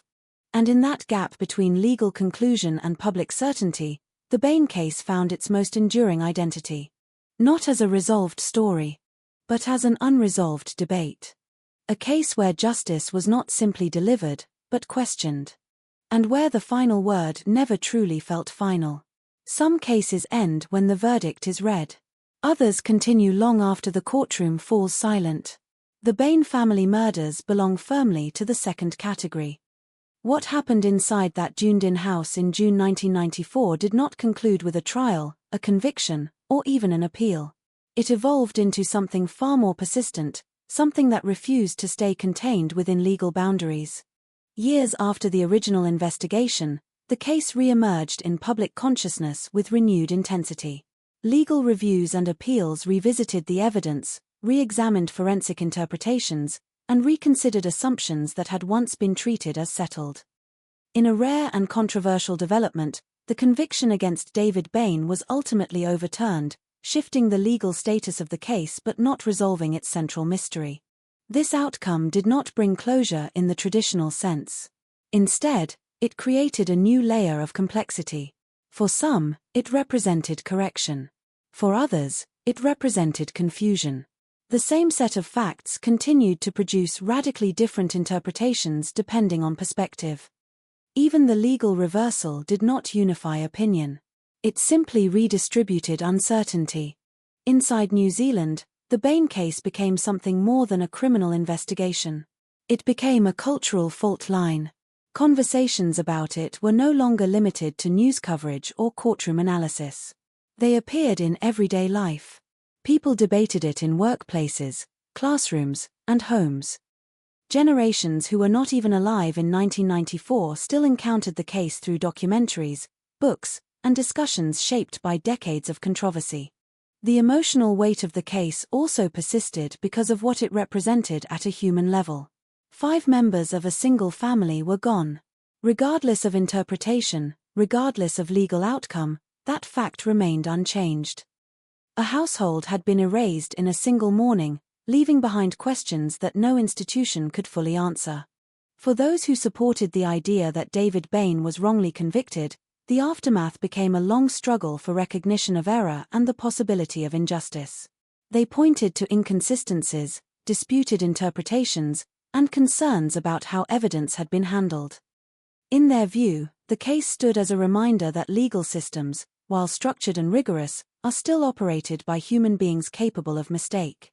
For those who believed the original conviction reflected the truth, the later developments created a different kind of discomfort. They saw a system that had already carefully weighed evidence reaching one conclusion, only to have that conclusion later challenged and reversed. To them, the case raised difficult questions about certainty, revision, and the limits of retrospective doubt. Between these positions stood a larger public, many of whom found themselves unable to fully commit to either side. The evidence was complex. The interpretations were conflicting. The emotional stakes were immense. In that space, certainty felt elusive, even decades later. Meanwhile, the Bain house itself remained a symbol of unresolved tragedy. Physical structures can endure long after the events that define them. Walls remain standing even when the stories within them fracture beyond repair. The house on every street became less a location and more a reference point in a national conversation about justice, evidence, and doubt. Over time, the individuals directly involved in the case also moved forward with their lives in different ways. Legal processes ended. Public attention gradually shifted. Yet none of the people connected to the case could entirely escape its shadow. The story followed them through headlines, interviews, and ongoing public interest that refused to fully fade. What made the Bain case uniquely enduring was not only the crime itself, but the way it resisted final interpretation. Many criminal cases begin with uncertainty and end with resolution. This case began with uncertainty and, in many ways, returned to it. Each attempt to close the narrative seemed to open new questions rather than eliminate old ones. Psychologically, the case continued to fascinate because it confronted people with uncomfortable realities about perception and truth. Two entirely different narratives could emerge from the same set of facts. Two groups of intelligent, informed observers could reach opposing conclusions without either side necessarily acting in bad faith. That possibility challenged assumptions about how certainty is achieved in justice. It also forced reflection on the nature of evidence itself. Evidence does not speak on its own. It must be interpreted. And interpretation is influenced by experience, expectation, and perspective. In the Bain case, that dynamic became visible at every stage, from the initial investigation to the final legal outcomes. As decades passed, the case also became part of a broader global fascination with true crime narratives. It was revisited in documentaries, analyzed in long-form journalism, and discussed in academic and legal contexts. Each retelling emphasized different aspects of the story, sometimes focusing on forensic questions, sometimes on psychological theories, sometimes on the broader implications for justice systems. Yet beneath all analysis, the emotional core of the story remained unchanged. A family was gone. A house became a crime scene. A survivor became a central figure in a national controversy. And a country found itself divided over the meaning of evidence and the possibility of truth.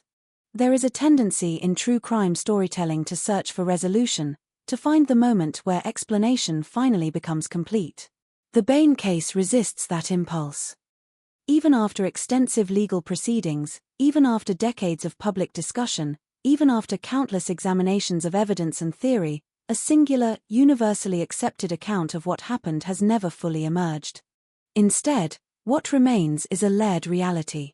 One in which legal findings, investigative conclusions, and public interpretations coexist without full agreement. One in which certainty is fragmented. One in which different versions of truth continue to exist side by side. Perhaps that is why the case continues to be discussed. Not because it is solved, but because it is not. Not because it provides answers, but because it forces difficult questions to remain open. What happened inside that house in 1994 is a matter of historical record in terms of outcome. 5 people died. 1 survived. But the meaning of those events, the responsibility behind them, and the reliability of the interpretations surrounding them remain subjects of ongoing debate. In that sense, the Bain family murders are not just a case from the past.